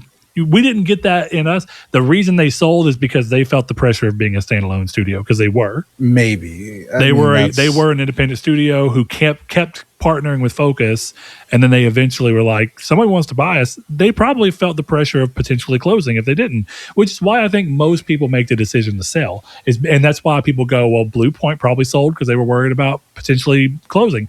I don't think it's always the decision. I think Blue Point thought traditionally, we've had a great relationship with PlayStation. If they buy us, it's just going to keep going. That's not how it fucking worked. It didn't happen. It didn't matter that you had that previous relationship. But all that to say, I think of the big bag of money has to do with the most. The thing about IP is that IP is inherently more valuable than the studio. It just is. Sure. So the only way I see them letting go of the IP is if they get some reasonable amount of money along with the IP, which makes the purchase harder for someone to consider. That's my thing. Again, if their goal is to try and keep these studios alive, the most obvious way to do it is to give a very cheap licensing fee to finish these games out, keep the IP, do all these things, and then later Microsoft gets to go, we have this IP in our trunk, and it is an asset that if we ever need to sell, can be put out to sell. But we don't have to sell it at the time. We don't have to liquidate it right now, but they might. Again, if they're trying to fix their budget, then yes, maybe it does make the most sense to go, is anybody, are we ever going to make a Dishonored game or let someone else license Dishonored in the future from us to make one? Probably not. Then sell it right now to help get our margin back. I hope that in the world you're talking about, that's what happens and all this IP goes with them. Conversely, ironically, I also want to see these studios do something new. So I guess you'll probably disagree with this, but I think it's true. I don't think either party gives a shit about that IP. I think you give a shit about that IP because you love Dishonored, as do I. Dude, nobody is buying Arkane to sell another million copies of Dishonored. No. They're not. Dishonored's...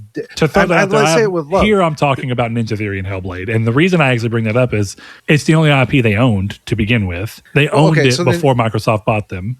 Right now it's the thing they're most known for. So even with Ninja Theory and Hellblade, look, I think my point kind of goes back to the big problem with all of this. If Microsoft didn't deem it worth money, why would anybody else? So why would anyone invest in these studios?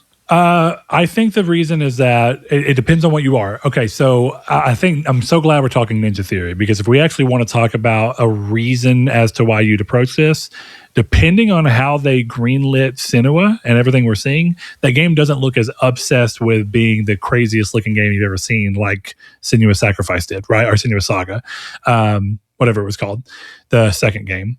And the reason that matters is because Hellblade 1 was made on like a shoestring budget, and the game was really good and it turned a profit. If you can get a studio who knows how to make a game that feels that level and kind of blurs the line between independent and AAA, again, not quite AAA, but blurs the line a little, and you can give that studio those types of budgets. Ninja Theory could reasonably, with the Hellblade thing, and people who are used to seeing Hellblade as that, if the standalone game is the hyper realistic, crazy second game, but the first and third game are more in line on scope, scale, and budget, that actually makes the most sense for someone to want to buy. Because it's in and of itself sustainable. Arkane Lyon is very hard to justify because their games kind of break even, and that's about it. Very rarely do their games profit, which doesn't mean that like a studio like Bethesda would have ever wanted to shut them down, because they're not losing money. It's not a big deal.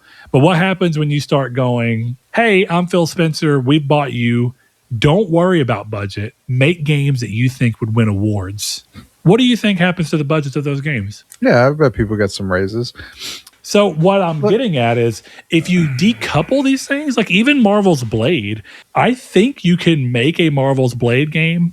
Let's scooch this out of the licensing fee. We know they're paying out of the ass to be able to use the contract that worked up for them to make that Marvel's Blade game is crazy. It's expensive. Mm-hmm. There's no way it's not. From the bit of information we got from the Insomniac leak, there's no way it's not crazy expensive. With that said, it's probably less expensive than Spider-Man and Wolverine, because Blade is a lesser known hero.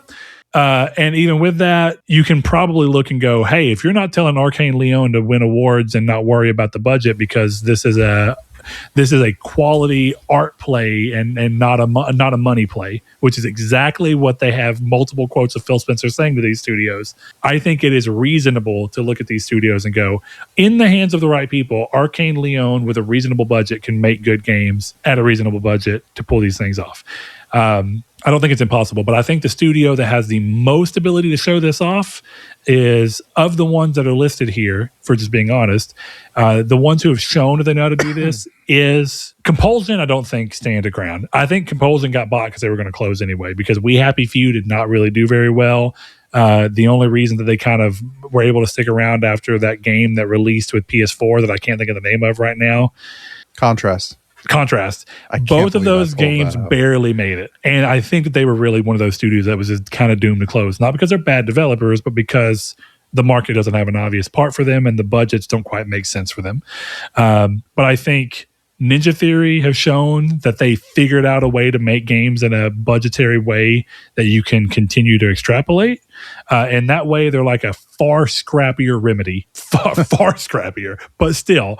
Because think about it. Did you play the first Hellblade? No. They did a lot of cool stuff. Like, okay, do you remember in Alan Wake? Did you play Alan Wake 2 yet? No. Oh, crazy. Okay, in Alan Wake, they use this thing where they just film the actors that they are clearly basing their characters off of. And they just film them and then superimpose the film into the game, so that for certain cutscenes and stuff, instead of having to sit there and rig and animate and texture out Alan doing some talking, you can just put a fucking like film grain on it and have the actor who plays Alan Wake doing this exposition and doing this scene, and not have, and you cut so much cost by just filming it for dirt cheap and then projecting it into a game. It's brilliant. And that's exactly what they did there. They had cutscenes of people talking, and since Senua's got this crazy mental thing going on, she sees them as like see-through holograms. So it's just projected film of these people dressed up in cheap things. And you just have somebody who's on the development studio take this role and come in, and you made a cheap, really good, realistic looking thing. That's the kind of shit that you can do whenever you're trying to be scrappy with your budget.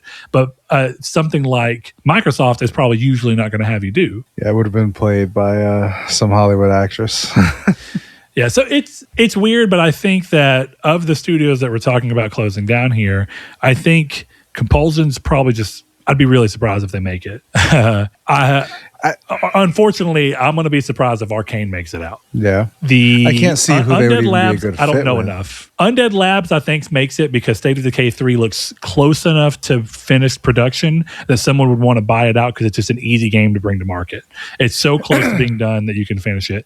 I don't think Senua is far enough along. So unless someone really can get the IP and all, and the game is budgeted accordingly, much like the first Hellblade, I think they can survive. I think that Double Fine can survive if they can manage to afford going back independent. like IO Interactive did. That's the only way I see them surviving. But they were independent for a long time, and they knew they made small games with really tight budgets. If they can go back to that, I think that they can survive. But this is not a good look. This took all the wind out of my sails that I had from that showcase, because I think I told you, I sold my Xbox to my brother, and I had a tinge of regret for selling it whenever I saw the showcase, because I was like, this actually looks fucking sweet. And it kind of, I didn't really want to buy another Xbox because they're $800 now, but the thought process was there. But now, if you're telling me these games may not even make it, I don't even know if I think Clockwork Revolution's going to make it. Probably is. They gave it a release date and everything. But I think, much like the question we have here from RMTO731, how many of Xbox games are just being showed to investors now? Is Fable at risk of getting spun off? Probably not, but I can't say that with certainty now. Well, no, because Playground Games is Forza still. So, dude, they're probably safe. I think the thing is, like, State of Decay is no closer than Senua, technically. Although, like, we can intuit that it's probably closer than Senua. They're both announced for 2027. Sure. But I'd say this: they showed way more of State of Decay 3, which I think means that there's more meat to the game already. Yeah, I mean, they're showing off 40-minute trailers right now. But I think that game is 2027 specifically because of the crowded 2026 late release market. And the only way that they could put it out this year is either releasing it in September with the fucking crazy shitstorm of September games, or alongside Grand Theft Auto that just said, fuck it, we'll do next year. Well, I guarantee you that's what's weird. going on. That's what's weird about it, is that if you were going to close it and the game was ready for November, release it in November and close them. But I think the sad part is I don't think anyone makes it out except Double Fine. As much as I love State of Decay 2, and I'm excited for State of Decay 3, I don't know how another company looks at a game that Microsoft said, no, we're not going to make any money on this, and then goes, yeah, we'll try and make money on it. Yeah. The only thing I could think is that, okay, sure, like Microsoft paid most of it, and you need to pay another $40 million to get it going, right? Well, I don't think anyone... Let's add I'm into just this, using, because I get where you're coming from, but I think the important part that comes into play here is that Microsoft can't make money on it because they are so committed to the Game Pass thing that this game has to be part of Game Pass. If someone else buys these games, I guarantee you they're not coming day one to Game Pass. If someone else picks these games up, because it doesn't make sense to, unless Microsoft goes, hey, we want to keep it day one on Game Pass, but we're just trying to cut as much overhead costs as we can, so we're going to give you a certain amount of money to cover the sales you would have gotten from the Xbox, which is what probably... if Microsoft goes, hey, you guys, the only way I could see these guys going out and is like, hey, we'll give you the IP, you're buying the IP, we're giving you the team for free, and that's it. That's all you're paying for is the team. The IP and taking over the games that they're making. You're not buying the studio so much as you're buying the project, and the studio is you get the studio, and because I think the only way this works is if I just can't imagine how cheap you'd have to sell these studios to someone else for this to be worth it, right? Like, why would Sony buy Undead Labs from Microsoft? Probably won't. And what's crazy is that Sony actually has a relationship, or has historically had a relationship with Ninja Theory, but it was a bad relationship when it came to Heavenly Sword, and then it was a good relationship whenever it came to Hellblade. Sony could. I do not think they are going to. I want to make that very clear. I do not think we see some savior Sony Hellblade is exclusive to PlayStation again, like Hellblade 1 originally was. That would be so funny. That would be wild. Whoa, that would be wild. That would honestly, like, if you wanted to just talk about the funniest way this could go, Sony to do that. But the funniest way this could go is them buying Arkane Lyon and making Blade an exclusive. So Microsoft developed another Marvel exclusive game for PlayStation. That would be hilarious. That's the funniest way it could go. But like the thing Arkane is, like, Lyon I don't think will not survive under PlayStation's current leadership. Not going to happen. No. But I don't think PlayStation's current leadership is going to be in place much longer. How long has Hulse been in his job? I kind of hope. Hulse has been in the job since 2020. His contract's got to be ending soon. I don't know, but I will tell you, I'm not saying that PlayStation's leadership is awful. PlayStation's leadership would be awful as a fit for Arkane Lyon in the games they want to make, because there was a PS3 era Sony would be all on Arkane. Make us great fucking games that people want to buy and they rate really high. And even if they don't sell crazy, they make people want to buy PlayStation. Well, yes, that is gone. That is gone. If they went to Arkane and were like, Insomniac is doing Spider-Man, Wolverine, and X-Men, we'll buy you. Guess what? Your next 30 years are Blade, The Midnight Suns, not the card game, and the West Coast Avengers. You guys are Marvel guys. They're Marvel guys. You're going to make money. We're going to make money. This is the only way you survive. That's the only thing I could see them doing, is being like, yeah, we're going to make a Blade game and we're going to make it exclusively for PlayStation. And we've now have two apparati to make Marvel Studios games. And maybe that frees up Insomniac. And maybe, you know what I think the issue actually is here, though? All the things that make Arkane Lyon's game so good and so fun are things that kind of clash with the casual market. And the Marvel games want as broad of a market as you can get to make them justifiable. And my thing from the get-go, back whenever it was clear, before we ever even heard that Phil Spencer did actually say, don't worry about money, try to earn awards, this is not a profit play. Before that, I still had that feeling that that's what was happening at Xbox, is that they were being given free reign. And to that end, I was hoping that when they announced Arkane Lyon Marvel Blade, that we would end up getting a banger game because they weren't worried about profit. But now that Phil Spencer's gone and that's not happening and this is all getting shifted up, I don't think any company that's not willing to just loss lead for the sake of doing it can make a great Marvel Blade game in a way that's a great Arkane game. And the problem is I don't know if Arkane's a good developer fit to make a broad scale game that the majority of people would like, because historically that is not their niche. Their niche is very systems heavy games that usually don't do well casually. Now the casual window shifts all the time, right? A new game may bust into there. Like I think Metal Gear Solid 5 did a lot for the stealth genre to move it into the casual big thing where like that game sold really well, and I think it made people want to play those types of games better or more often. So the window can shift, but I just don't think that there's a casual window that can open up that makes sense for the way Arkane Lyon makes games. And if I'm being truly honest for myself, I want them to have jobs, but I don't want a game that says made by Arkane Lyon and then it doesn't feel like an Arkane Lyon game at all. That sounds miserable. That sounds like, that's not even Ship of Theseus. That is, you dug up someone's corpse and just like wore their skin as a suit and said, yeah, my name's Shelby. Like, yeah, they put him in a Ryuga Gotoku game. So that's the thing. Yeah, that's the thing that's getting me here. Is I'm going to be even more honest. There's a world in where I see all 5 of these studios closing. That's actually what I think is going to happen. To me, this just comes off as Microsoft trying to buy PR while they can. These studios are not being bought. We're looking for people to buy them. Oh, we didn't find anybody. We couldn't justify them. Sorry. The only way these studios are getting bought is if Microsoft sells them each for $10 million. And you're just buying the building and the IP. Like, that's the only way they're getting bought. It's the only way. And Microsoft's not going to do that. I mean, maybe. I guess, like, what was it?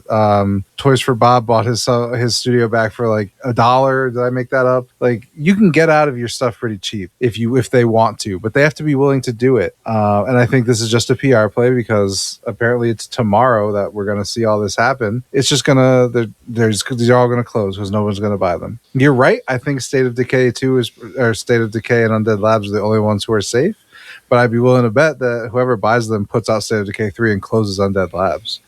So I don't know. I really, this sucks, but I hate to say that we're in a world where I was really hoping, whenever I was being very doom and gloom about the acquisition spree, that this was not going to be the thing. But historically speaking, periods with a lot of acquisitions end with most of those acquisitions closing.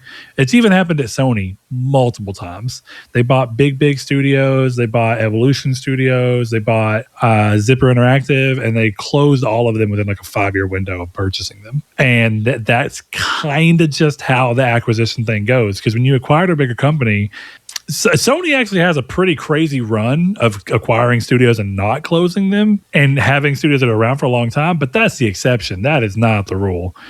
And I know every one of these studios thinks that they're the next Naughty Dog, and for players like me, Arkane Lyon is as important to me as a Naughty Dog. But that doesn't matter when it comes to people who buy their games at scale and make them a profitable company. So yeah, but I think but I think that's the problem with what Microsoft's strategy was. When you buy a publisher, you're buying the responsibility of supporting the people around Elder Scrolls and Call of Duty. Yep. And that's the thing. That's why when we talked about it, a lot of it was, yeah, we don't, sure, it's exciting, and the talking about like, oh, PlayStation should buy Capcom and they're close to a deal with Square Enix, and we're talking about that even though none of this happens, right? The reality is, like, these are never good, except for the rare occasion where they've worked together before. Insomniac, Naughty Dog, all of these kind of things. I love Marathon, but Bungie is a fucking disaster. It's unmitigated disaster. Well, Xbox it's crazy. wouldn't be here without buying Activision. Yeah, I genuinely think they could have gotten away with Bethesda and just been the side project that's putting out dope games, and they don't sell great, but a lot of them are on PlayStation, and you get your Gears and your Halos. But no, they went too far. I think what's also unfortunate is, since a lot of the times that you have these sprees, and again, these sprees usually end up with the studios closing within 5 years of being purchased.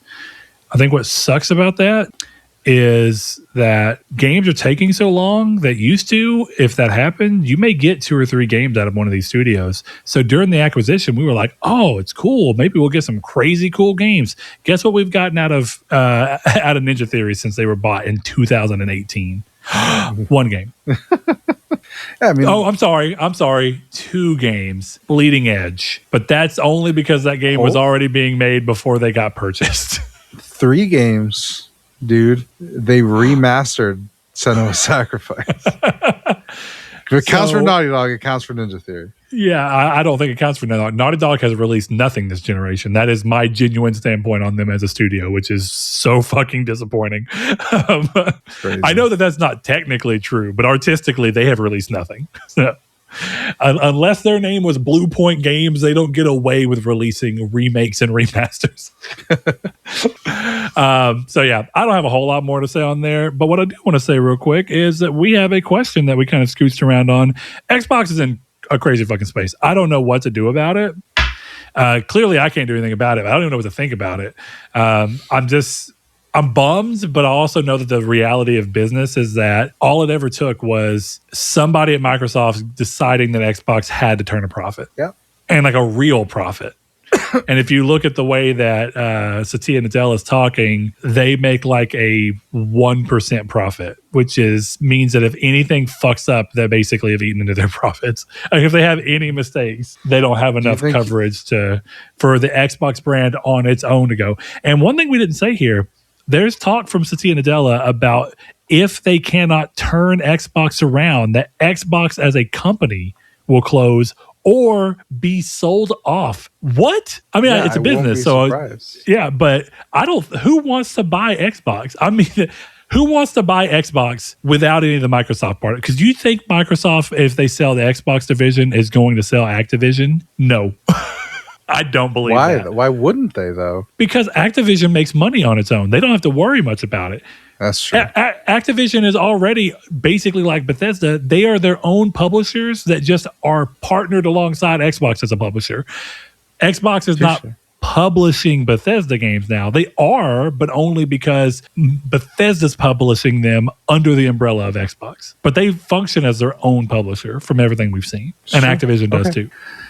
Yeah, man, But we had a question that I think we have some... I'll be curious to hear your answers on, because you've platinumed quite a bit of games too. The Boris Bohr, one of our newest patrons, asked us, what are some high-quality games you've played with sub-10-hour platinums? And I was surprised when I first read it. I was like, huh. And then quickly, I just had game. And so I limited mine to 4 that are relatively recent. Mm-hmm. I don't know. I'm trying to think of stuff that was like sub 10 hours. I feel like I don't have a ton of those, actually, ironically. I'd have to look. So why don't you list off yours quick? I'm going to take a look. Okay, so mine I got 4 games here. Like I said, I aimed for, there are more. but I aimed for reasonably recent. Stray is my first one. I think Stray is a really well-made game. I think it tells an interesting story. It looks great. It runs great. It is a fun platinum. I think it checks off all the marks. It's high quality. It's a good choice. The most recent one on my list is actually Sword of the Sea, which I sang high praises of last year whenever we got around to doing our Game of the Year. Sword of the Sea is fucking awesome. It's super fun, and it's a fun platinum. So across the board, I think it hits that high quality mark. It runs excellently. It's a very stable game. It doesn't crash. It doesn't have any of those things. It's artistically very adventurous, and it aims high. It does depend on what you like about those types of games, but even more so than most of those games, it has this sick, like, faux skateboarding mini game going for it and building speed. Nice. So as a game, it's fun, even if you don't buy into much of if you don't try to dig into the lore and the story it's trying to tell you with no dialogue. The game's awesome. The next one I think is one that Chris would probably agree with me on. It is a very quick platinum, like maybe 3 to 4 hours, maybe a little bit longer, depending on what you do. A Short Hike is fucking awesome. It is whimsical and fun and charming, and it's well made. I mean, I'm not going to say that any of these games are like, you're going to play them and be like, holy shit. Probably not. But each one of these, I think, meets your exact thing. They're high quality. You will enjoy playing them, and they have a quick, reasonable platinum, which I think adds to the joy of playing them. The last one on my list is a game that I don't really think got enough love, because No Man's Sky continues to just be their their bread and butter before they go to this next game they're doing as well. The Last Campfire came out in like 2020 from Hello Games, and it's a little like action puzzle game, or like an adventure puzzle game, maybe is the way to call it. And you play as like a lost spirit who's kind of helping like guide other lost spirits around. I don't want to say too much. It's very mechanically, I think it's really interesting. It has a really beautiful art style, great music, fun platinum. And a lot of these games, I think you'll notice, is that a lot of them are very artsy. And I think that most of the really good quick platinums are games that are leaning into doing something considerably more abstract. But I also think that's what makes them so good. Yeah. Yeah, so I don't have a ton, but the first one on my list is not going to be very recent. One of the first ones on my list is Tacoma. You played Tacoma that, is right? a good answer. Banger. Tacoma rocks. It's a great story. I played that during COVID, so that was a while ago. So I don't know everything, but I know you're like reconstructing the scenes, right? That was basically what it was cool. Yeah. It's like you're digging through the past to understand what has happened before you took over on this like crazy. And spaceship. it's actually it's kind of like. It's kind of like 2001: A Space Odyssey, and where you're coming in after everything. Yeah. And I really like that. Yeah, it's a cool game. Let's see. I don't know exactly how long it was, but it was a PS5 game. Shakedown Hawaii, I thought was really fun. Did it have a platinum? Because the prior game it does on PS5. Yeah. Because I remember Retro City Rampage. Shakedown Hawaii is on Vita, and it doesn't have a platinum on Vita. It doesn't have a platinum. It has it on PS5. I don't think it has a platinum on PS4. Yeah. Because the Vita version would have been in line. It would have been a mirror of the PS4. Yeah. Those games are fun, though. Good. I'll give them that. Retro City Rampage is really fun. Shakedown Hawaii is like a lot of fun. And it's very funny, too. Yeah. I mean, let's see. I got a couple more. I had 12 Minutes. Not a great game, but not a bad. I love 12 Minutes, dude. Don't remember the story. I think it's very corny, but it is. But I had a great time with it. I wish more games would do that. I love, for lack of a better way, I love time travel. Or it's not really time travel, but I love loops. It's part of what made me love Deathloop so much. It's so fun getting to experience the same days over and over again and learn more and piece together the right way to get through them. Don't get me wrong. As much as I love 12 Minutes, 12 Minutes got to run on the fact that Deathloop wasn't out yet and I hadn't played Deathloop. Deathloop is better 12 Minutes. But 12 Minutes is still really fun, and it has a lot of interesting stuff, and it's got a more untraditional gameplay style alongside it. All right. So I'm going to give a big shout out to Signalis. That game rules, and you can do it. You can do it in 2 hours, but it's definitely sub 10. And then the last one, I guess I almost want to cheat. Are we going like it takes 10 hours to platinum it, or you can beat it in 10 hours? I mean, he did say sub 10-hour platinum, so I do think it needs to be something that you can platinum. And like Stray hits that because the Stray has that speed run one, and if you speed run the game, I think you have to speed run it in like an hour and a half or 2 hours, something like that. But it works. Then I'll shout out Ball Pit. I don't know if it's exactly sub 10 hours. I guess it would depend on like, it is how in the area, good you are. I would think. And depending on how much you explore and mess around with it, yeah. Right. If you're going for it, it's probably sub 10 hours. You could probably do it at a night, like a long night, but a night. Maybe, yeah. It also depends on how good you are, because I mean that is exactly crazily enough. It is a skill dependent game. Yeah. Even though a lot of it is about exploring your mixes. If you want a little shout out, just in case that's a little too long, Slots and Daggers. It took me like 3 hours, and it was fun. Nice. I know TT Dog got the platinum too, so shout out. Nice, yeah. I think there's a lot of great games with sub 10-hour platinums, and I think it's all about what do you expect and what the price is, because I still stand by there are some really fun Ratalaika games that are quick platinums and they're cheap games. And I think Paradox paying Soul? like Paradox Soul is super fun. Is it like the best Metroidvania that I've played? No. But for like, what was it, $3? Right, dude. Yeah, I had a great like 3 or 4 hours with that game. I did it again. Yeah, because I was like, Devious Dungeon? I enjoyed it. Devious Dungeon rules, dude. Devious Dungeon 1 and 2 are both great. good. Yeah, fantastic games. Shout out Unpacking, sub 10 hours. Great game. Unpacking is so good. Yeah, I had a really good time with what was it called? Siberian. Hold on. Yes, I think so, dude. One Night Stand. Not great, but good enough. Yeah, I'm going to have to remember the actual name of that game. Swordbreaker is a good sub 10-hour one. Oh, yeah. Do you think Metal Hellsinger, do you think you could do that in under 10? Yes, I did it in under 10, but it is called Siberian, by the way, the time traveling warrior. Nice. I had a good time with that game, and it was difficult in a few spots. Metal Hellsinger, again, depending on how good you are at keeping rhythm, I think I did it in like 9 hours and 47 minutes. That's not bad. I like that game a lot. Yeah. I've thought about going back and doing the VR version. Seems like it'd be a pretty cool VR game. That would be cool. I'm trying to see any more Ratalaika games I have on here. Like, Habroxia 1 and 2, you could probably do in under 10 hours. Mm-hmm. I mean, you could do all of Lily Mo's games in under 10 hours, but I don't like all of them, so I wouldn't call them all out. Siberian, the time traveling warrior, that was a Ratalaika game I got the platinum in. Yeah. No, wrong. I mean, there are Ratalaika games that I don't think most of the Ratalaika games are bad. There are a few that I just think are so middle of the road, and they don't even like find their fun quick enough to be worth the easy platinum, because all Ratalaika games have easy platinums. And I think that's like my thing. Is there some I've played that I can't even remember the names of right now because I just didn't like them. And that was my thing, is I could have just played it and got the platinum because they're not hard to get, but I tried to only platinum a game that I enjoy. And that's why whenever it came back around and I was like, I could get the Paradox Soul platinum again. I haven't played it in a year. Fuck it, I'm just going to get it again. I had a good time with it the second time through.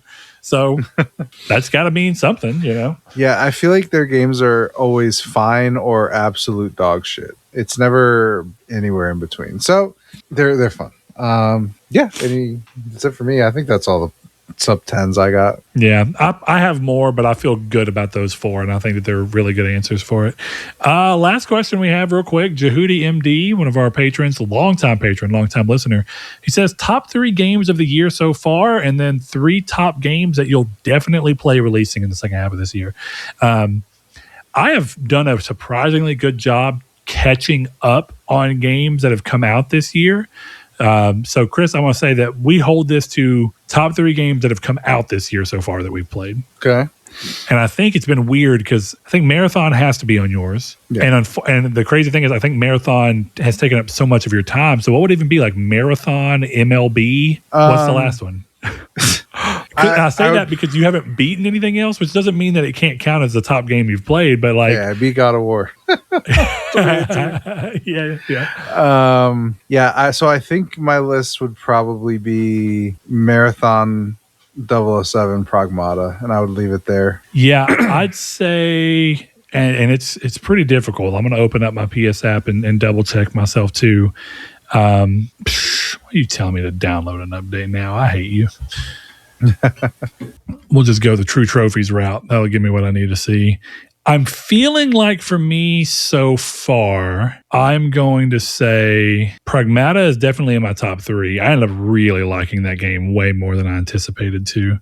I think it's a little too soon for me to say Lego Batman. I don't think I liked Sons of Sparta. I don't think it was that great. So if I'm going to this year though, it's probably going to be a run of the recent games that I've played, ironically, because I don't think Sons of Sparta is as good. Even I liked it. I don't think it's as good as like 007. I don't think it's as good as Pragmata. It's not as good as what I've played of Batman Legacy of the Dark Knight so far. Yeah. So I'm going to say Pragmata. Yeah, if I'm going off of this year, it's going to be Pragmata 007. Actually, fuck it. I'm going to say Pragmata Mixtape 007. Literally like the last 3 games I've played. And they were all really good games. Now, this gets interesting because what are the 3 games you'll definitely play releasing in the second half of this year? This one's easy. Clearly Grand Theft Auto for you. Yeah. What is the other one? It's going to be that, why can't I think of the name right now? The vampire one. Yep. So I've already pre-ordered the 3 games I'm looking to buy for this year. So it's Halo, Grand Theft Auto, Blood of the Dawnwalker. Those are the 3 games. Blood of the Dawnwalker. That's it. It would be. I'll be playing Wolverine, of course. I don't feel like I need to mention that. But like very close number 4. I almost actually pre-ordered it instead of Halo. But Final Fantasy Resonance looks so fucking good. So that'll be. Yeah, Resonance looks really good on my list. Wolverine is September, correct? Yes, sir. So in looking at that, I'm going to say, doing a quick look through, Beast of Reincarnation looks good, but I don't know if I'd say that I'm on the must-play level for it just yet. Metal Gear Solid Master Collection 2, I really want to play Metal Gear Solid 4 again. So that's that's around there. But I'm going to try and go with new games. So if we're going new games, I'm going to say Blood of the Dawnwalker looks awesome. I'm going to go ahead and throw that on my list. That looks really good. RuneScape Dragon Wilds looks really fucking good. And I like that type of game. Before I go throwing it on there, I mean, Wolverine's definitely going to be there. I'm going to say Control Resonant. Ooh, this is a really good list because Minecraft Dungeons 2 is on here too. And I loved Minecraft Dungeons. It was really good. So there's a lot of stuff I want to play day one. I'm going to say Blood of Dawnwalker, Control Resonant, Wolverine. And then very closely followed by Minecraft Dungeons 2, RuneScape Dragon Wilds. There's some stuff coming out later in the year. Castlevania, Belmont's Curse. I'm going to be trying to play that day one if I can manage. Phantom Blade Zero is currently pretty high up there on my list. They keep showing it. It keeps looking cool. I feel good about that. That's where we are. So, all right, man. Thanks for your time. Thanks, Jehudi, for the questions. We appreciate it. If you want to join Jehudi and the Boris Boar and RMG 0731 and supporting the show with more than just your time, head over to patreon.com/Nartech and give as little as $1 per month to support the show. Me and Chris are actually just discussing ways in which we want to start giving a little bit more benefits to our patrons. So hopefully we'll have something worked out of that soon. We're thinking some extra content, but we don't want to let the cat out of the bag too soon, so we'll be talking about that more. But the main thing is that it helps us keep this show going without having to dig into our own pockets because, of course, there are costs for the equipment, the hosting fees, and the things like that. And, of course, it takes a lot of work on our part to edit the podcast, get together, and schedule. So if you want to support that, like I said, patreon.com/Nartech. Give as little as $1 per month. And right now, it gets you your name read off as a supporter of the podcast, just like the Boris Boar, Grime Kid 1989, Father Damien, Ryan Goldner, Spencer, Brandon Edwards, Alex, Barry Rogers, Stingray X, Matt Tubbs, Sean Easton, Bailey Robertson, TT Dog 666, Kevin Bacon Bits, Danny Villalobos, Jehudi MD, No Fate, Josh Ayers, Derek Porter, and Sean Santaroon. Thanks to each and every one of you, and we will see you next time. Bye.